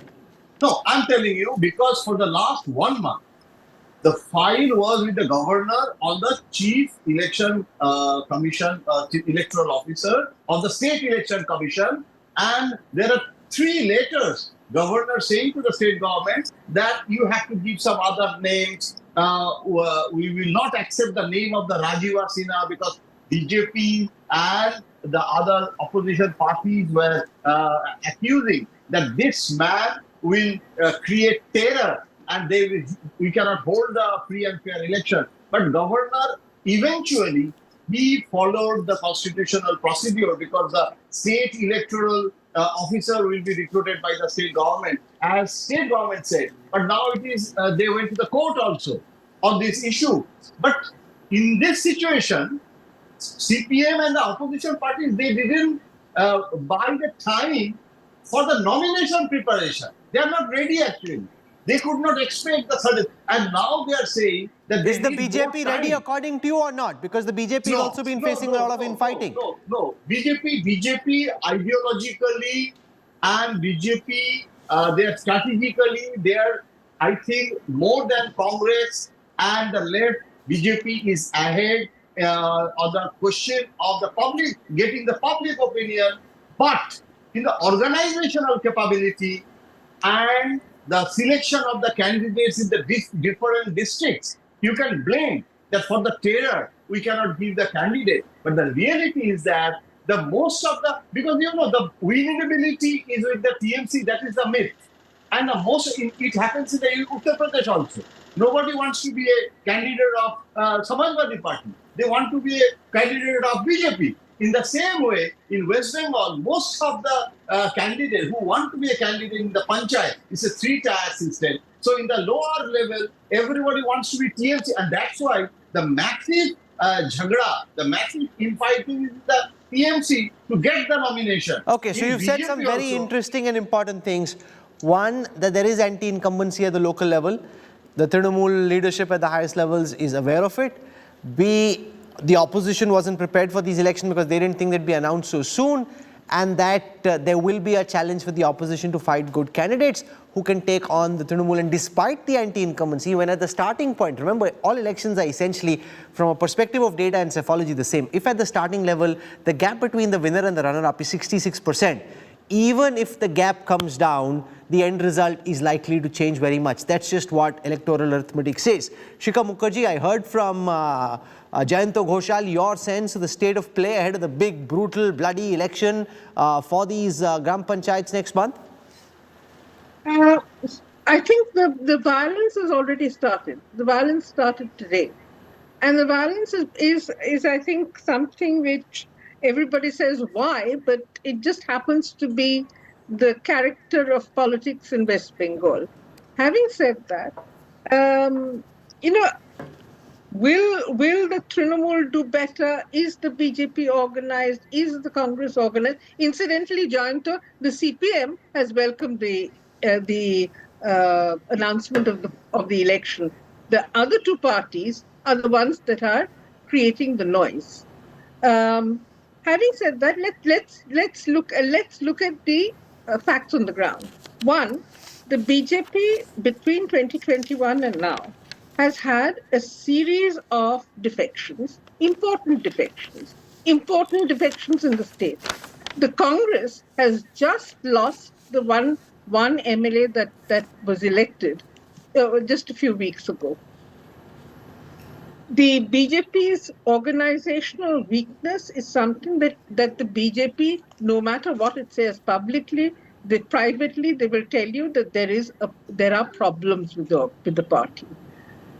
On the other hand, the Trinamool certainly, as Jayanta says, has an anti-incumbency issue. The teachers' recruitment scam and I think far more important than the teachers' recruitment scam is the visual of mountains of cash being unearthed by the ED.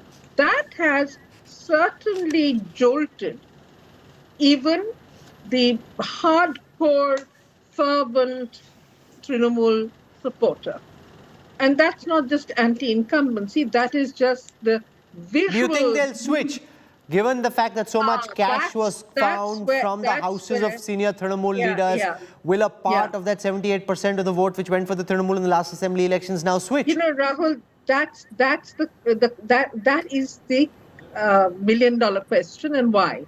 Because we have to realize that all panchayats have a percentage of seats which are reserved for women. 50% seats are reserved for women. With reservation for women and Mamata Banerjee's incredible popularity and appeal, sort of buoyed by the fact that she has launched this Lakshmi Bhandar, which is a model which seems to have been adopted in other states, by other states as well, where, the state gives a direct cash transfer to women every month.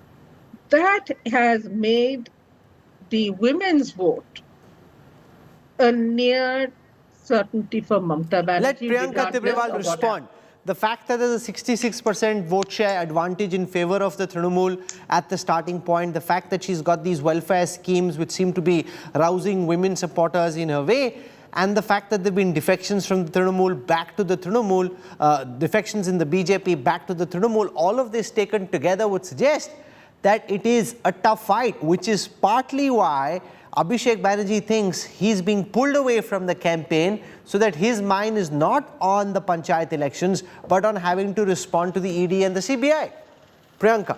Not at all, Rahul. I don't agree with Ms. Mukherjee that a 500 rupee to the women of Bengal will, transfer her vote towards TMC. Not at all. If only money could buy votes, then in that way, BJP is giving this. Madam, it doesn't need to get transferred. It's already sitting with It's already sitting with the Trinamool. It needs to get transferred away from the Trinamool to you.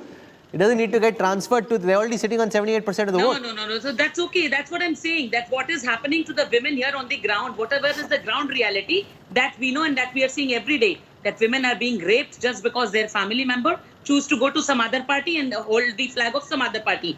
They are being molested. Not just that, their husbands and their family members are being killed. So this is what happened in reality. Now, you were talking of violence. Only yesterday, violence has started in West Bengal. So this is what people are viewing each and every day. Now, the percentage which you were showing, Rahul, that, so many people voted for TMC, that is not the real percentage. Voting here in the panchayat take places on ballot.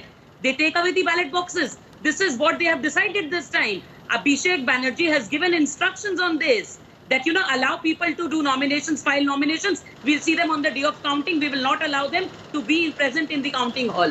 Now, this is the way how elections take place in West Bengal.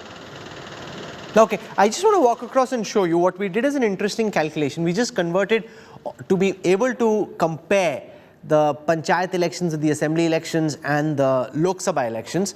I just converted it into a percentage, so you get a sense of how close the fight was. This is in terms of seat share. And when you compare the three data sets, you realize that the panchayat elections, 82% of all seats on offer in the panchayat elections were won by the Trinamool. The BJP had only 12% of the seats on offer. In the Lok Sabha elections, the BJP had 43% of the seats on offer, the Trinamool had 52%. So that's where the gap gets narrowed, it's only 9%.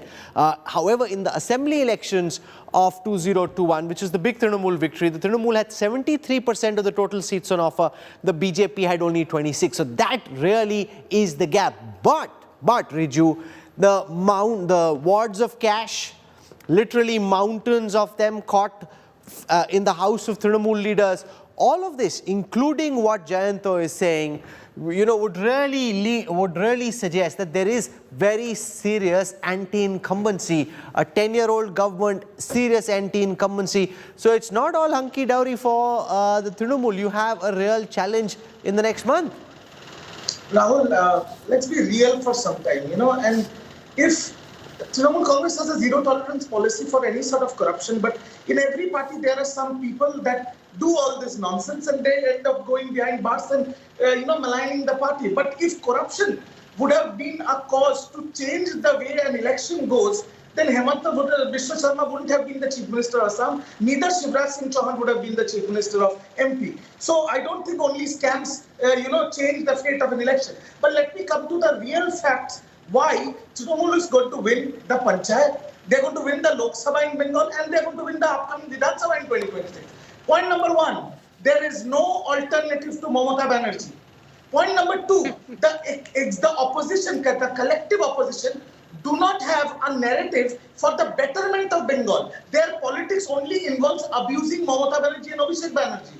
And they are confined in that. They do not have an alternative that how, if Trinamool doesn't come in power, how they will benefit the people of Bengal. So that's point number two. Point number three is that Abhishek Banerjee has taken the reins of the party now. He has gone on the ground, he has met the people.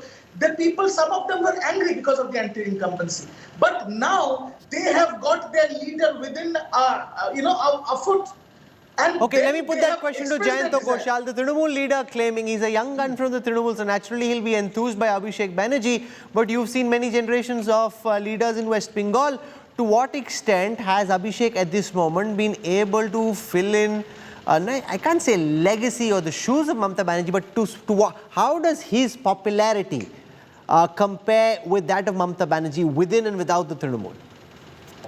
Mamata Banerjee still, she is the most popular leader of the state. Of course. Across the districts. And Abhishek Banerjee still, he is respectable number 2 of the Trinamool Congress. And he is gaining ground. 5 years back, the influence of Abhishek Banerjee, not in the organizational internal, I am talking about influence of the mass. Now he is consciously trying to follow Mamata Banerjee's side also, to connect with the people, having a cup of tea with the villagers.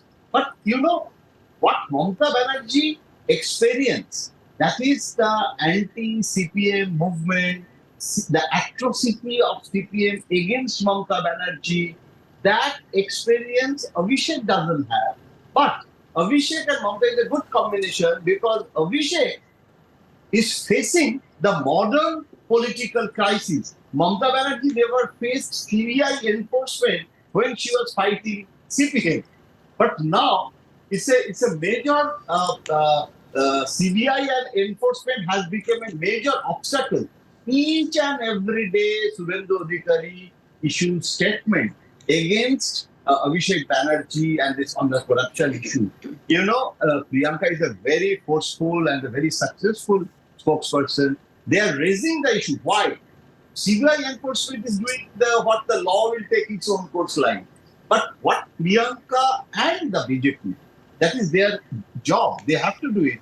They are trying to give the message to the mass that don't accept Abhishek because he is a growing icon and it's a silent transition. And now it is not silent also. Everybody knows that after Mamta is Abhishek. So BJP is the next assembly election. Part of the battle will be between Shubhendu and Abhishek. So Abhishek, how does that stack up in your view? Remember, this is the first election where it's Abhishek Banerjee who's more on the ground. Of course, Mamta Banerjee will have an important role to play in the campaign, but this is where he's doing his big yatra, he's leading the party, and the battle royale, young Shubhendu, young Abhishek Banerjee versus Shubhendu, who thought he should have been there as number 2 rather than Abhishek Banerjee, and Abhishek Banerjee is the reason that he actually left the Trinamool to go to the BJP, or amongst the reasons, because he thought he had no future, he'd reached a glass ceiling. How does that battle shape up in your view, Shikha Mukherjee? Abhishek Banerjee versus Shubhendu Adhikari? Actually, it's not Abhishek Banerjee versus Shubhendu Adhikari. It's Abhishek Banerjee plus Mamta Banerjee against Shubhendu Adhikari. You know, that is not a good comparison. It's an unfair comparison to Shubhendu. You're saying it's an unfair comparison to Shubhendu. I see Riju has his hand up. I'm running out of time, Riju Datta, so very quickly make your point and then I wrap up. Yes, the difference between Abhishek Banerjee and Shubhendu Adhikari and why Trinamool is going to win all the next 3 elections is because after the panchayat was declared yesterday, Abhishek Banerjee in rain and thunderstorm is with the people of Bengal on the ground, whereas Shubhendu Adhikari is meeting Mr. Amit Shah in Delhi, exchanging flowers and niceties. So that shows who has the commitment towards people of quick response, quick counter before I conclude. Rahul, Jyoti Basu and Buddhadev Bhattacharya once thought that they were irreplaceable, but you know, this is what happens when arrogance hits your head. And now that Mr. Riju Datta is thinking that Mamata Banerjee and Abhishek are irreplaceable, people will show them the mirror soon. We'll find out. And as always, India Today first on the ball with the election. This will be an exciting contest. In fact, I'm biased. I find all elections exciting. But typically in West Bengal, not just is it a hard-fought election and a pitched battle, it also ends up very often being bloody, brutal and very violent. So we'll track every dimension of this election, what's happening on the ground, what's happening with the probes, what the agencies are doing, what the politicians are doing. I want to thank our guests for joining us on this broadcast. We'll keep tracking, and what we really try to do is give you a sense of how this battle really is shaping up. Coming up on the other side of a quick break, Donald Trump indicted for the second time. Can he still run for president in 2024? Details coming up on the other side.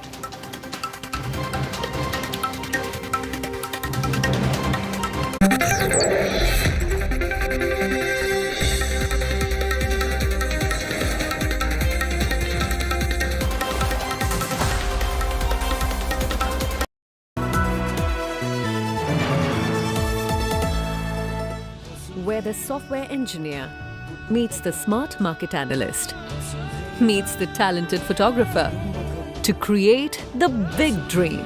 The world comes together at Sharda University. So where are you?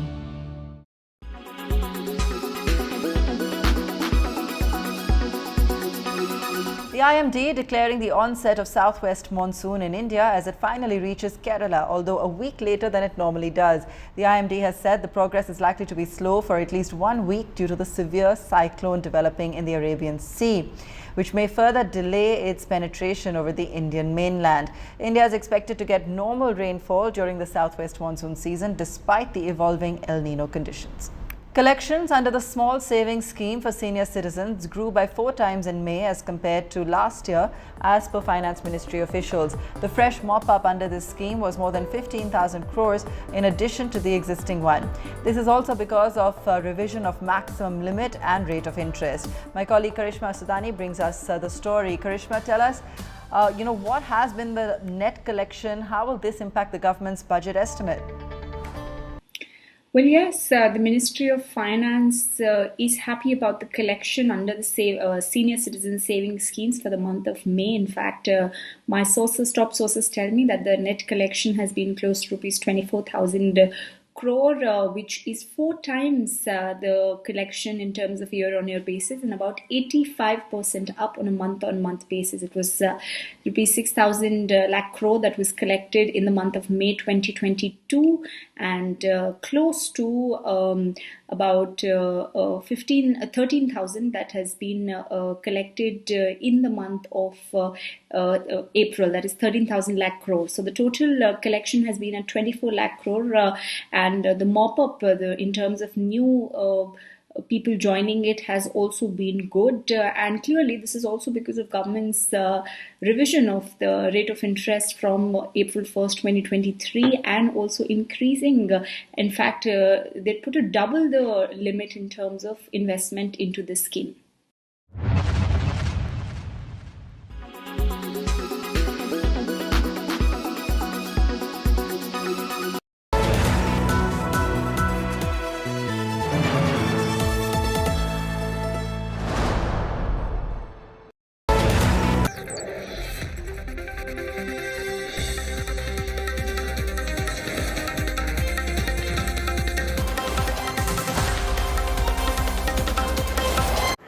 Mughal ruler Aurangzeb has become the big flashpoint in modern-day Maharashtra. After a poster war and riots that followed, a political war of words is now exploding. Asaduddin Owaisi and the Uddhav Sena are accusing the Shinde Sarkar of raking up Aurangzeb ahead of elections. Political showdown erupts over Mughal ruler Aurangzeb in Maharashtra. 2 days after Hindu right-wing groups went on a rampage in Kolhapur against WhatsApp status hailing Aurangzeb, political parties in the state are accusing each other of inciting riots. The Bharatiya Janata Party has blamed what it calls the Tukde Tukde gang for inciting this vandalism, describing Aurangzeb as a tyrant who committed atrocities against Hindus. Vote के खातिर कहीं छत्तीसगढ़ में धर्मांतरण, कोल्हापुर में बाबर के औलाद खड़े हो जाते हैं, औरंगजेब के औलाद खड़े हो जाते हैं, भारत के सनातनियों की अस्मिता के साथ खेलते हैं, तो मराठा के लोग तो विरोध करेंगे. The AIMIM, which is blamed for holding the rally in Ahmednagar where these Aurangzeb posters were flaunted, has accused the BJP in return of orchestrating the riots allegedly in Kolhapur. Deputy Chief Minister Devendra Fadnavis, on the other hand, has called the rioters descendants of Aurangzeb. सवाल ये उठता है कि अचानक इतने औरंगजेब के औलादे कहां से पैदा हुई, इसके पीछे कौन है, इसका असली मालिक कौन है, ये भी हम ढूंढ के निकालेंगे. कौन जानबूझकर महाराष्ट्र में कानून व्यवस्था खराब हो और महाराष्ट्र का नाम खराब हो, ये करने की कोशिश कर रहा है, ये भी हम ढूंढ के निकालेंगे. ये कौन सी जबान है एक डिप्टी चीफ मिनिस्टर की, जो चीफ मिनिस्टर था 5 साल के लिए, और जो उसके तरफ के लोग बोलते हैं कि एक दिन वो प्रधानमंत्री भी बन सकता है, वो कह रहा औरंगजेब की औलाद. फिर गोडसे की औलाद कौन है, आप्टे की औलाद कौन है, मदन लाल पावा की औलाद कौन है. The Shiv Sena Uddhav faction has accused Shinde government of using Aurangzeb as a political tool. आपका कहना है कि हिंदुत्व खतरे में क्यों पड़ जाता है अगर कोई औरंगजेब का पोर्ट्रेट अगर सर पे खतरे में नहीं है, उनको लगता है उनका हिंदुत्व बहुत कमजोर है. तो फिर ऐसे एंटी सोशल एलिमेंट्स को कितनी रियायत दी जाए आपके हिसाब से सर? ठोक देना चाहिए, जैसे यूपी में हो रहा है. Amid this Aurangzeb face-off, Maharashtra opposition leaders are claiming they are receiving death threats. NCP MP Supriya Sule met Mumbai Police Commissioner to file a complaint. She said her father and party chief Sharad Pawar got threats over WhatsApp. आदरणीय पवार साहब के नाम से आज मेरे WhatsApp पे ये message आया है. उनको एक धमकी दी गई है, एक वेबसाइट से दी गई है, और वैसी ही धमकी और भी इस रिलेटेड जो अकाउंट्स है इस पे आई है. मेरी विनती रहेगी होम मिनिस्टर से, महाराष्ट्र के भी और देश के भी होम मिनिस्टर से, कि ऐसी जो हरकतें हो रही है ये गंदी घटिया राजनीति है और ये कहाँ भी रुकना चाहिए. Sanjay Raut's brother, speaking to India Today, also alleged his brother is getting death threats for speaking out on the Aurangzeb issue. 4 साढ़े 4 बजे मुझे 3-4 कॉल आ गए जी, और उन्होंने उसमें बोला कि संजय राउत साहब उन्होंने फोन उठा नहीं रहे, डर गए। उनको बोलना ज्यादा आवाज करना मत, तुम्हारा सुबह का प्रेस कॉन्फ्रेंस बंद करो, भोंगा बंद कर दो, नहीं तो तुम्हें और दोनों भाइयों को जल्दी से जल्दी मैं स्मशान भूमि में पहुंचा दूंगा, दोनों को मैं जल्दी से जल्दी गोली से उड़ा दूंगा। The Maharashtra police has registered 4 FIRs and arrested 36 people for stone pelting, vandalism and rioting in Kolhapur. Aurangzeb has become a political issue in a state that will be crucial for both the BJP and opposition in the upcoming 2024 Lok Sabha elections. Bureau Report, India Today. Meanwhile, a war over Hegdewar is simmering in Karnataka. The new Congress Sarkar has decided to remove the chapters on the RSS founder from school textbooks. The party says Hegdewar was a coward, not a freedom fighter. Tipu Sultan, Savarkar, and now Keshav Baliram Hegdewar. The debate over chapters on historic figures in school textbooks continues in Karnataka. And this time, the tables have turned. If the erstwhile BJP government spoke of removing Tipu chapters, the current Congress government is pushing to remove the RSS founder Hedgewar's chapters from school textbooks. The Siddaramaiah government is so resolute on its stand that it won't even wait for the next academic year and will effect these changes immediately. We have taken our decision very clearly that we are going to take care of the issues which are not necessary in the textbooks from first standard to even 12th also, whatever it is, till 10th. Basically what it looks like they have changed in the interest of children. It is not saffronizing or non-saffronizing or against a party or anything. And this decision has sparked it, as expected, an all-out Hindutva fight. The BJP's top Karnataka faces are now calling this decision an attempt to wipe out the RSS's role in the freedom movement. By omitting the chapter on Hedgewar and the RSS, the Congress party also wants to hide the historical truth that when Indira Gandhi tried to impose emergency on this country and throttle democracy and impose dictatorship, it was RSS and RSS leaders who opposed the imposition of emergency and fought for democracy and the rights of the common citizen and the constitution in the country. I think they would like the topic and the discourse to move away from the progress and the advancement that India has made and the progress that Indians are experiencing to issues of Mohabbat ki Dukaan and all the other Dukans that they are very familiar with. But the Congress has combated this narrative by calling Hedgewar a coward, citing mercy letters that he allegedly wrote to the British. ಭಾರತೀಯ ಜನತಾ ಪಾರ್ಟಿಯವರಾಗಲಿ ಸಂಘ ಪರಿವಾರದವರಾಗಲಿ ಹೆಡ್ಗೆವಾರ್ ಅವರು ಸ್ವತಂತ್ರ ಹೋರಾಟಗಾರರಂದ್ರೆ ಅವರು ಬ್ರಿಟಿಷರಿಗೆ ಕ್ಷಮಾಪಣೆ ಪತ್ರ 6 ಬಾರಿ ಯಾಕೆ ಕೊಟ್ಟರು ಅಂತ ಅವರು ಬಹಳ ಸ್ಪಷ್ಟವಾಗಿ ಹೇಳಬೇಕಾಗುತ್ತೆ. ಅವ್ರದೇ ಆದ ಗ್ರಂಥಗಳಲ್ಲಿ ಹೇಳಿದ್ದಾರೆ. ಚಿತ್ರಗುಪ್ತ ಅಂತ ಅವರೇ ಬರ್ಕೊಂಡಿದ್ದರಲ್ಲಿ ಹೇಳಿದ್ದಾರೆ ಬ್ರಿಟಿಷರಿಗೆ ಕ್ಷಮಾಪಣೆ ಯಾಕೆ ಬರ್ಕೊಟ್ಟೆ ಅಂತ ಹೇಳಿ. ಆದ್ರಿಂದ ಇಂಥ ರಣಹಿಡಿಗಳನ್ನೆಲ್ಲ ನಾವು ನಮ್ಮ ಮಕ್ಕಳ ಪಠ್ಯಪುಸ್ತಕದಲ್ಲಿ ಇಡಲಿಕ್ಕೆ. Mr. Hariprasad or his party man, never ever they had concern for the country. They had that kind of nation-serving commitment for many of these people. They don't have any moral or ethical rights to talk about Dr. Hegdewar. I totally condemn his attitude, his kind of statement, hatredness, vindictiveness. I totally condemn his statement. The Siddaramaiah government's move to purge chapters from textbooks has kicked off a familiar political storm as the debate rages on over whether history, irrespective of the narrative, can be tweaked or omitted. The Karnataka Congress government is all set to resolve the textbook row over glorifying RSS leaders, including Hedgewar. On the other side, the BJP has criticized Congress government on this vindictive politics. Amidst the politics over textbook, ultimate sufferers are the students. And many educationists feel that the education of students over the textbook row is getting jeopardized. With video journalist Shivmurthy Sagaras reporting for India Today, Bengaluru. Former US President Donald Trump has been charged on 7 counts, including willfully retaining national defense secrets in violation of the Espionage Act, making false statements and obstructing justice. This is the first time in the history of the United States that a former president has faced federal charges. President, would you take some questions? Donald Trump is indicted once again, the second time in 2 months. First indicted in a hush money scam, the former US president this time is charged for retaining classified government documents. The indictment makes Trump the first ex-president ever to face federal criminal charges.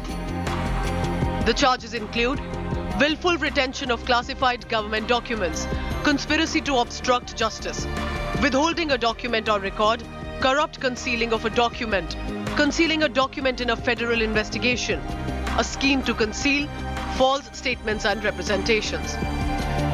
Already facing several criminal investigations, the indictment of Trump in the classified document case is another setback for him, as he's trying to unseat President Joe Biden in next year's presidential elections. Trump is calling the indictment political vendetta. I'm an innocent man. I did nothing wrong. And we will fight this out just like we've been fighting for 7 years. It would be wonderful if we could devote our full time to making America great again. And that's exactly what we did. But now, again, our country is in decline. We're a failing nation. And this is what they do.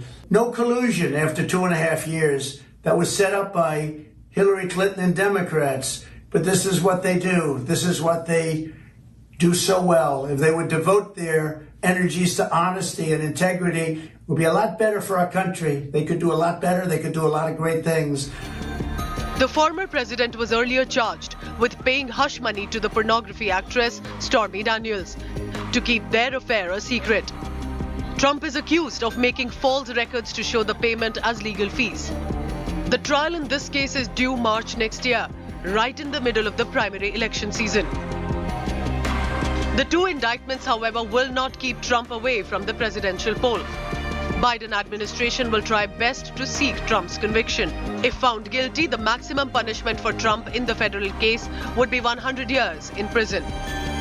The indictment could hurt Trump's goal of returning to the White House for a second time. Bureau Report, India Today. This is where I wrap up the news track tonight. For your time and your trust, thank you very much. I look forward to seeing you 8 p.m. tomorrow evening. Till then, from all of us here, goodbye, good night.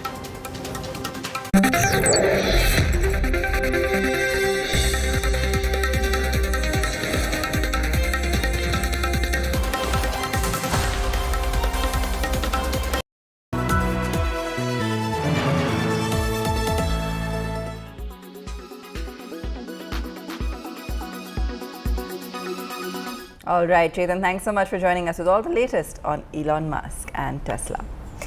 Now, sticking with the auto industry, Maruti Suzuki has rolled out its much-awaited SUV, the Jimny. It's at a price tag of 12.74 lakh rupees. The car will come in 6 variants, with the base model starting at 12.74 lakh, that's ex-showroom.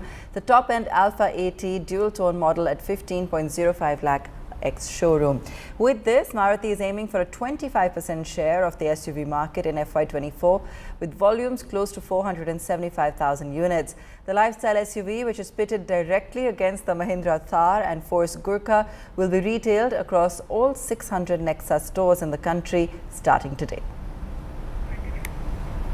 The man behind the AI revolution is here in India. OpenAI founder and CEO Sam Altman with India's G20 Sherpa Amitabh Kant today in New Delhi. The discussions focused on the potential of generative AI and how emerging economies can leverage this to improve the quality of life of citizens. Altman's visit to India is significant as it comes at a time when the country is keenly looking at AI research and development.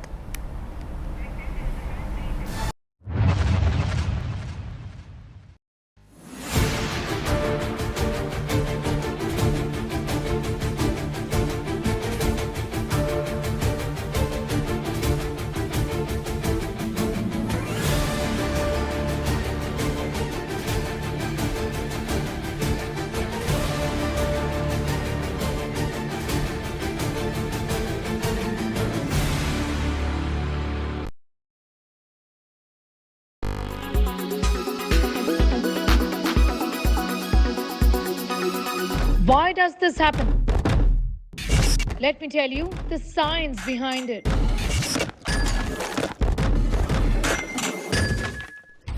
For more informative videos like this, keep watching India Today News Mode.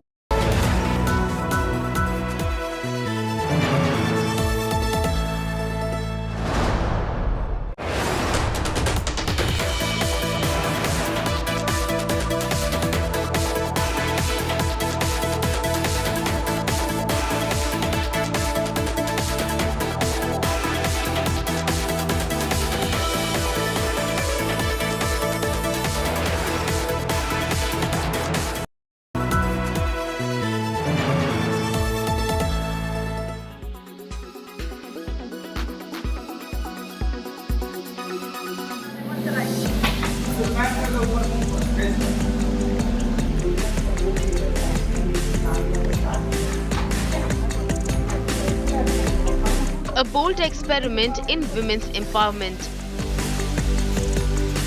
A self-help group led by the panchayat head of Dawa village in Bihar's Bhojpur district has set up a plant to manufacture sanitary napkins.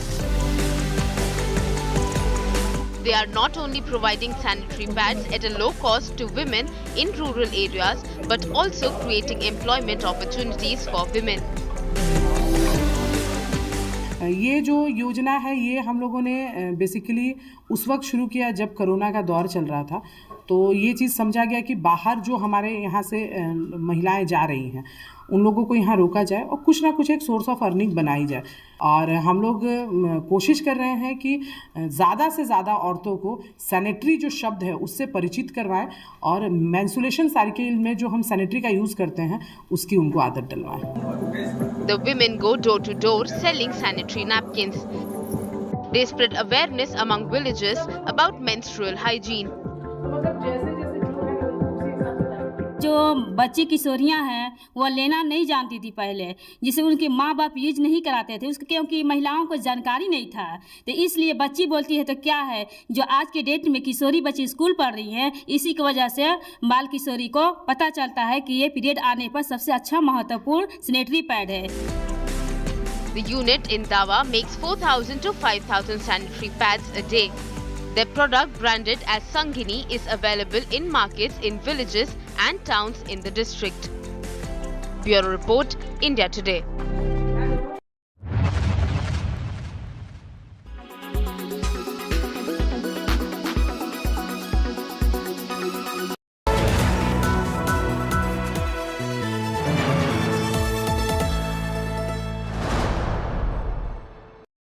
Co-presented by Star Health Insurance, the health insurance specialist. Co-presented by Kentaro, जो देता है सबसे शुद्ध पानी. Co-presented by JK Tyre Ranger Series. Stay wild at heart.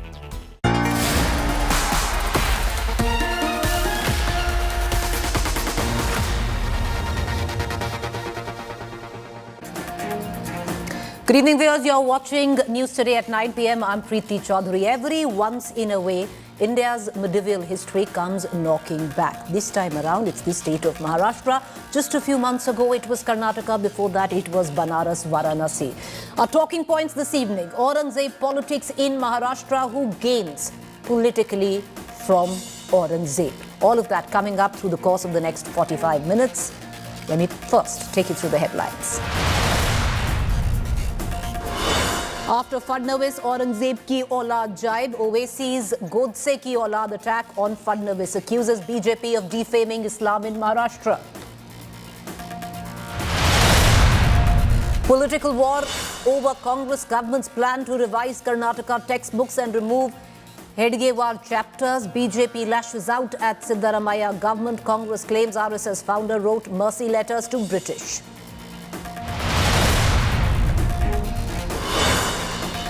There's been a twist in Mumbai's murder case. Accused Manoj and victim Saraswati had gotten married in a temple. Sources suggest accused shows no remorse, not cooperating in the probe as well. 4 days after baseball player Sanjana died by suicide in Jabalpur, the police have arrested the accused Abdul. The police say he posed as a Hindu to lure the girl. Probe into blackmail angle as well.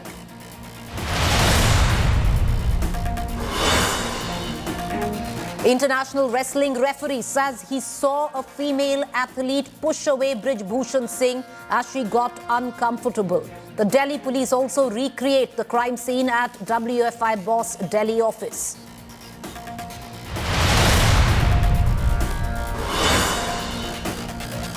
TMC MP Abhishek Banerjee refuses to appear before the ED on the coal scam, calls someone a ploy to distract him from panchayat polls.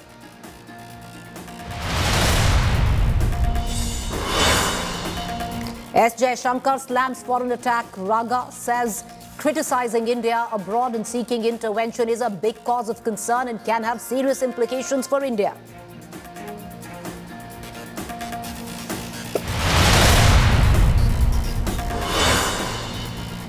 Congress dismisses report of Sachin Pilot floating his own party as rumour. Congress General Secretary K.C. Venugopal says no rift in Rajasthan, will fight polls united.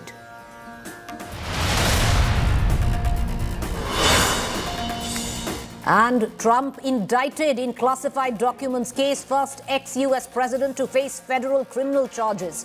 Trump alleges greatest witch hunt of all times.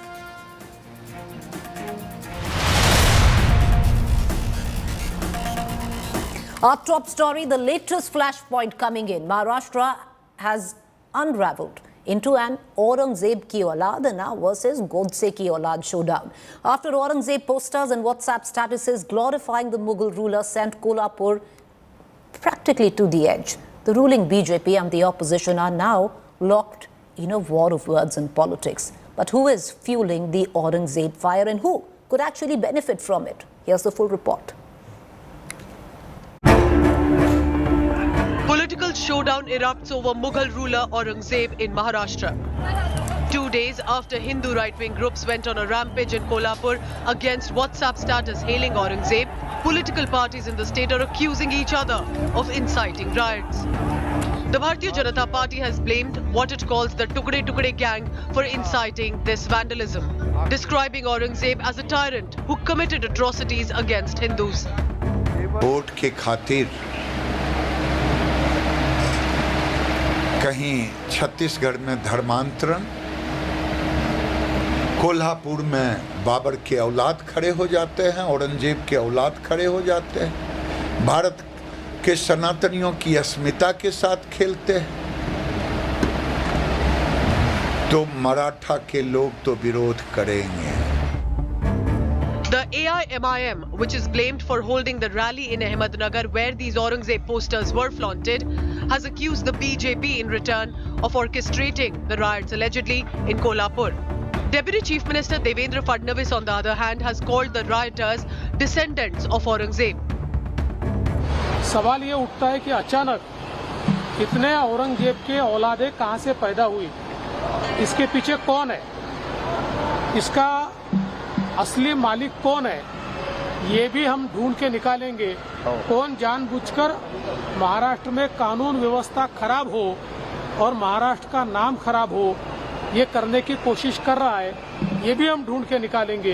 ये कौन सी जबान है एक deputy chief minister की, जो chief minister था 5 साल के लिए, और जो उसके अतराफ के लोग बोलते हैं कि एक दिन वो प्रधानमंत्री भी बन सकता है, वो कह रहा औरंगजेब की औलाद. फिर गोडसे की औलाद कौन है, आपटे की औलाद कौन है, मदन लाल पावा की औलाद कौन है. The Shiv Sena Uddhav faction has accused Shinde government of using Aurangzeb as a political tool. आपका कहना है कि हिंदुत्व खतरे में क्यों पड़ जाता है अगर कोई औरंगजेब का पोर्ट्रेट अगर सर पे खतरे में नहीं है, उनको लगता है उनका हिंदुत्व बहुत कमजोर है. तो फिर ऐसे एंटी सोशल एलिमेंट्स को कितनी रियायत दी जाए आपके हिसाब से सर? ठोक देना चाहिए, जैसे यूपी में हो रहा है. Amid this Aurangzeb face-off, Maharashtra opposition leaders are claiming they are receiving death threats. NCP MP Supriya Sule met Mumbai Police Commissioner to file a complaint. She said her father and party chief Sharad Pawar got threats over WhatsApp. आदरणीय पवार साहब के नाम से आज मेरे WhatsApp पे ये message आया है. उनको एक धमकी दी गई है, एक वेबसाइट से दी गई है, और वैसी ही धमकी और भी इस रिलेटेड जो अकाउंट्स है इस पे आई है. मेरी विनती रहेगी होम मिनिस्टर से, महाराष्ट्र के भी और देश के भी होम मिनिस्टर से, कि ऐसी जो हरकतें हो रही है ये गंदी घटिया राजनीति है और ये कहाँ भी रुकना चाहिए। Sanjay Raut's brother, speaking to India Today, also alleged his brother is getting death threats for speaking out on the Aurangzeb issue. 4-4:30 बजे मुझे 3-4 कॉल आ गए जी, और उन्होंने उसमें बोला कि संजय राउत साहब उन्होंने फोन उठा नहीं रहे, डर गए। उनको बोलना ज्यादा आवाज करना मत, तुम्हारा सुबह का प्रेस कॉन्फ्रेंस बंद करो, भोंगा बंद कर दो, नहीं तो तुम्हें और दोनों भाइयों को जल्दी से जल्दी मैं स्मशान भूमि में पहुंचा दूंगा, दोनों को मैं जल्दी से जल्दी गोली से उड़ा दूंगा। The Maharashtra police has registered 4 FIRs and arrested 36 people for stone pelting, vandalism and rioting in Kolhapur. Aurangzeb has become a political issue in a state that will be crucial for both the BJP and opposition in the upcoming 2024 Lok Sabha elections. Bureau Report, India Today. So like I said at the beginning, viewers, India's medieval history has come knocking back on India's doorstep, this time in Maharashtra with the face of Aurangzeb. But who gains from Aurangzeb politics is the question that we ask this evening. BJP banking on Hindutva to blunt Uddhav Thackeray's politics. And will Hindutva vote be split in Maharashtra, especially when it comes down to the Lok Sabha elections next year? Let me quickly take you through our guests this evening. Our panelists, Shweta Shalini, BJP spokesperson, Clyde Crasto, NCP spokesperson, Rahul Srivastava, our National Affairs editor, Sahil Joshi, Mumbai Bureau Chief. Cutting across to Sahil in just about a minute, but let's begin right now with Rahul Srivastava first. Rahul, you know, if we just take a look at Maharashtra, in the last 3 months, there have been 3 incidents, all of them communal, where you look at it, relating to a mosque, a temple, social media. There seems to be a shift in narrative where Maharashtra is concerned, where communal politics is at play. Why do you think this is happening, and who really stands to benefit from it politically? Preeti, the issues for the backyards of history are out for the future. If you look at Maharashtra, you said 3 incidents. Yeah, Sahil will tell you better. I think there have been something close to 10 incidents now in the last 4 months, if you add the 3-4 incidents which have happened, minor though, but they have happened. The crisis here is a battle which can be called Hindutva versus Hindutva battle. Till the last elections, you had 2 major claimants for the Hindu vote, and that was the BJP and the Shiv Sena. The change which has happened post the split in the Shiv Sena and the BJP and the Uddhav Thackeray Shiv Sena parting ways is there are virtually 4 claimants to the Hindu vote now. And that has led to a series of incidents and developments all over the states. One may look at communal flare-ups. Now, let me recount 50 odd religious functions have been, rallies have been held between November to March 2023. These are Hindutva thing, or largely bordering around love jihad and land jihad. That's a new term emerging in Maharashtra, where the allegation is non-Hindus are being given Hindu lands. Then there is a demand for socio-economic boycott of Muslims. You could recall what happened vis-a-vis Triambakeshwar, where some tradition was there that Muslim youth used to go for fragrance there, and there was an uproar over that, and then there was trouble. Then Shraddha Walkar case. In the post-Shraddha Walkar case, you had a lot of trouble in several places in the name of love jihad. Osmanabad and Aurangabad districts were renamed. That led to a problem. Now, if you see, it's very akin to what was happening between 1990 and 1992, when Advaniji started his Rath Yatra. There was that Hindu aggression which had stepped in.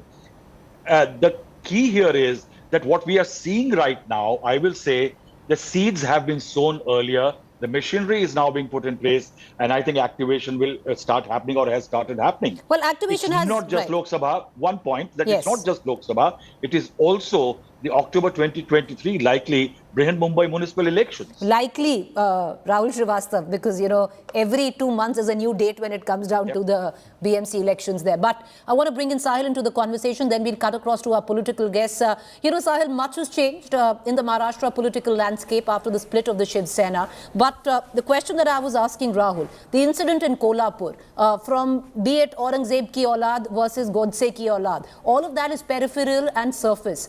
If you look and dig deep down, in my current memory, 3 incidents back to back, communal violence, communal flare-up, be it a temple, mosque and social media, all 3 of them, the genesis of that were these 3 things. All 3 of them deeply politicized, and now with the latest that we are seeing in Kolhapur as well. There is also heavy politics that is being played at the back, and understandably so, to leverage maximum when it comes down to the Hindutva vote.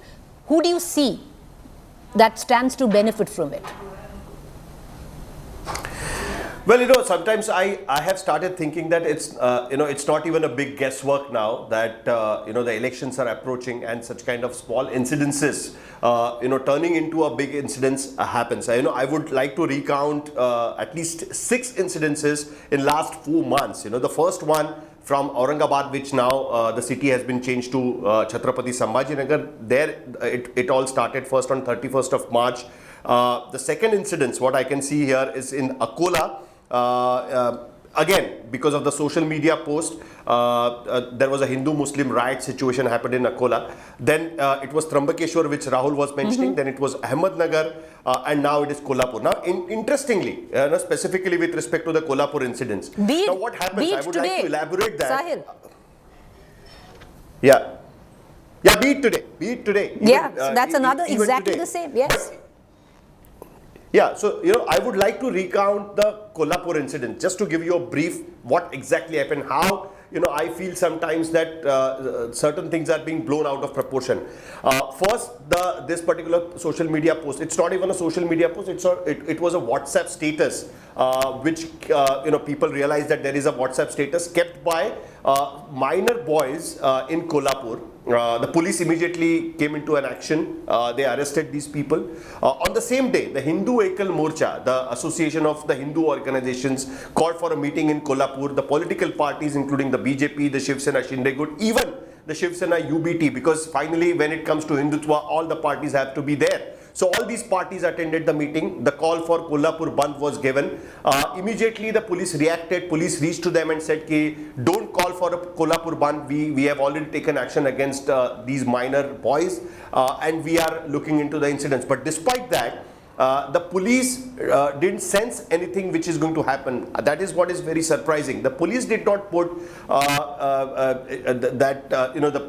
Article 144, the Section 144 did not implement Section 144 in Kolhapur. The next day at 11 o'clock, again, the mob assembles, the same Hindu Ekal Morcha assembled. The BJP leader, the local Shiv Sena leaders were part of that particular march. The police reached there. They charged them, they lathi charged, the people spread into the various gullies around that area, and then the stone pelting and everything started. The point is that how come police did not think about this, that already there was a call for Kolhapur Bandh. They had requested these people, do not go for a Kolhapur Bandh. We have already arrested those people, but still they enforced that there has to be a Kolhapur Bandh, and the next day that is what exactly happens. Now in last 4 months, 6 incidences, the incidences are rising. Even today, the way Sharad Pawar was threatened, Sanjay Raut was threatened in a similar way. Now it can be clearly seen that what happens with this, it's not a big riot like a situation, but small riots in various areas. Now let's look at the population in these areas. Right. The Aurangabad, that is Sambhajinagar, and Akola, 25% Muslim population. So two groups can create a conflict. But areas like Kolhapur or Ahmednagar, or for that matter Nasik, 6 to 7% Muslim population, the situation will not flare up beyond a point, and that is where these incidences are happening at this point of time. So there has to be some kind of I'm going to come right back. Sahil, I'm going to come right back. Let's bring in our political panelists. Appreciate the patience. Shweta Shalini, communal tensions rife in your run state over figures that come in from the 17th and the 18th century. I just want to ask you one direct question, ma'am. When your deputy CM says Aurangzeb ki aulad, what does he mean? Who is Aurangzeb ki aulad? So, okay, counter question to you, Preeti ji. Who was Aurangzeb? Aurangzeb was a tyrant.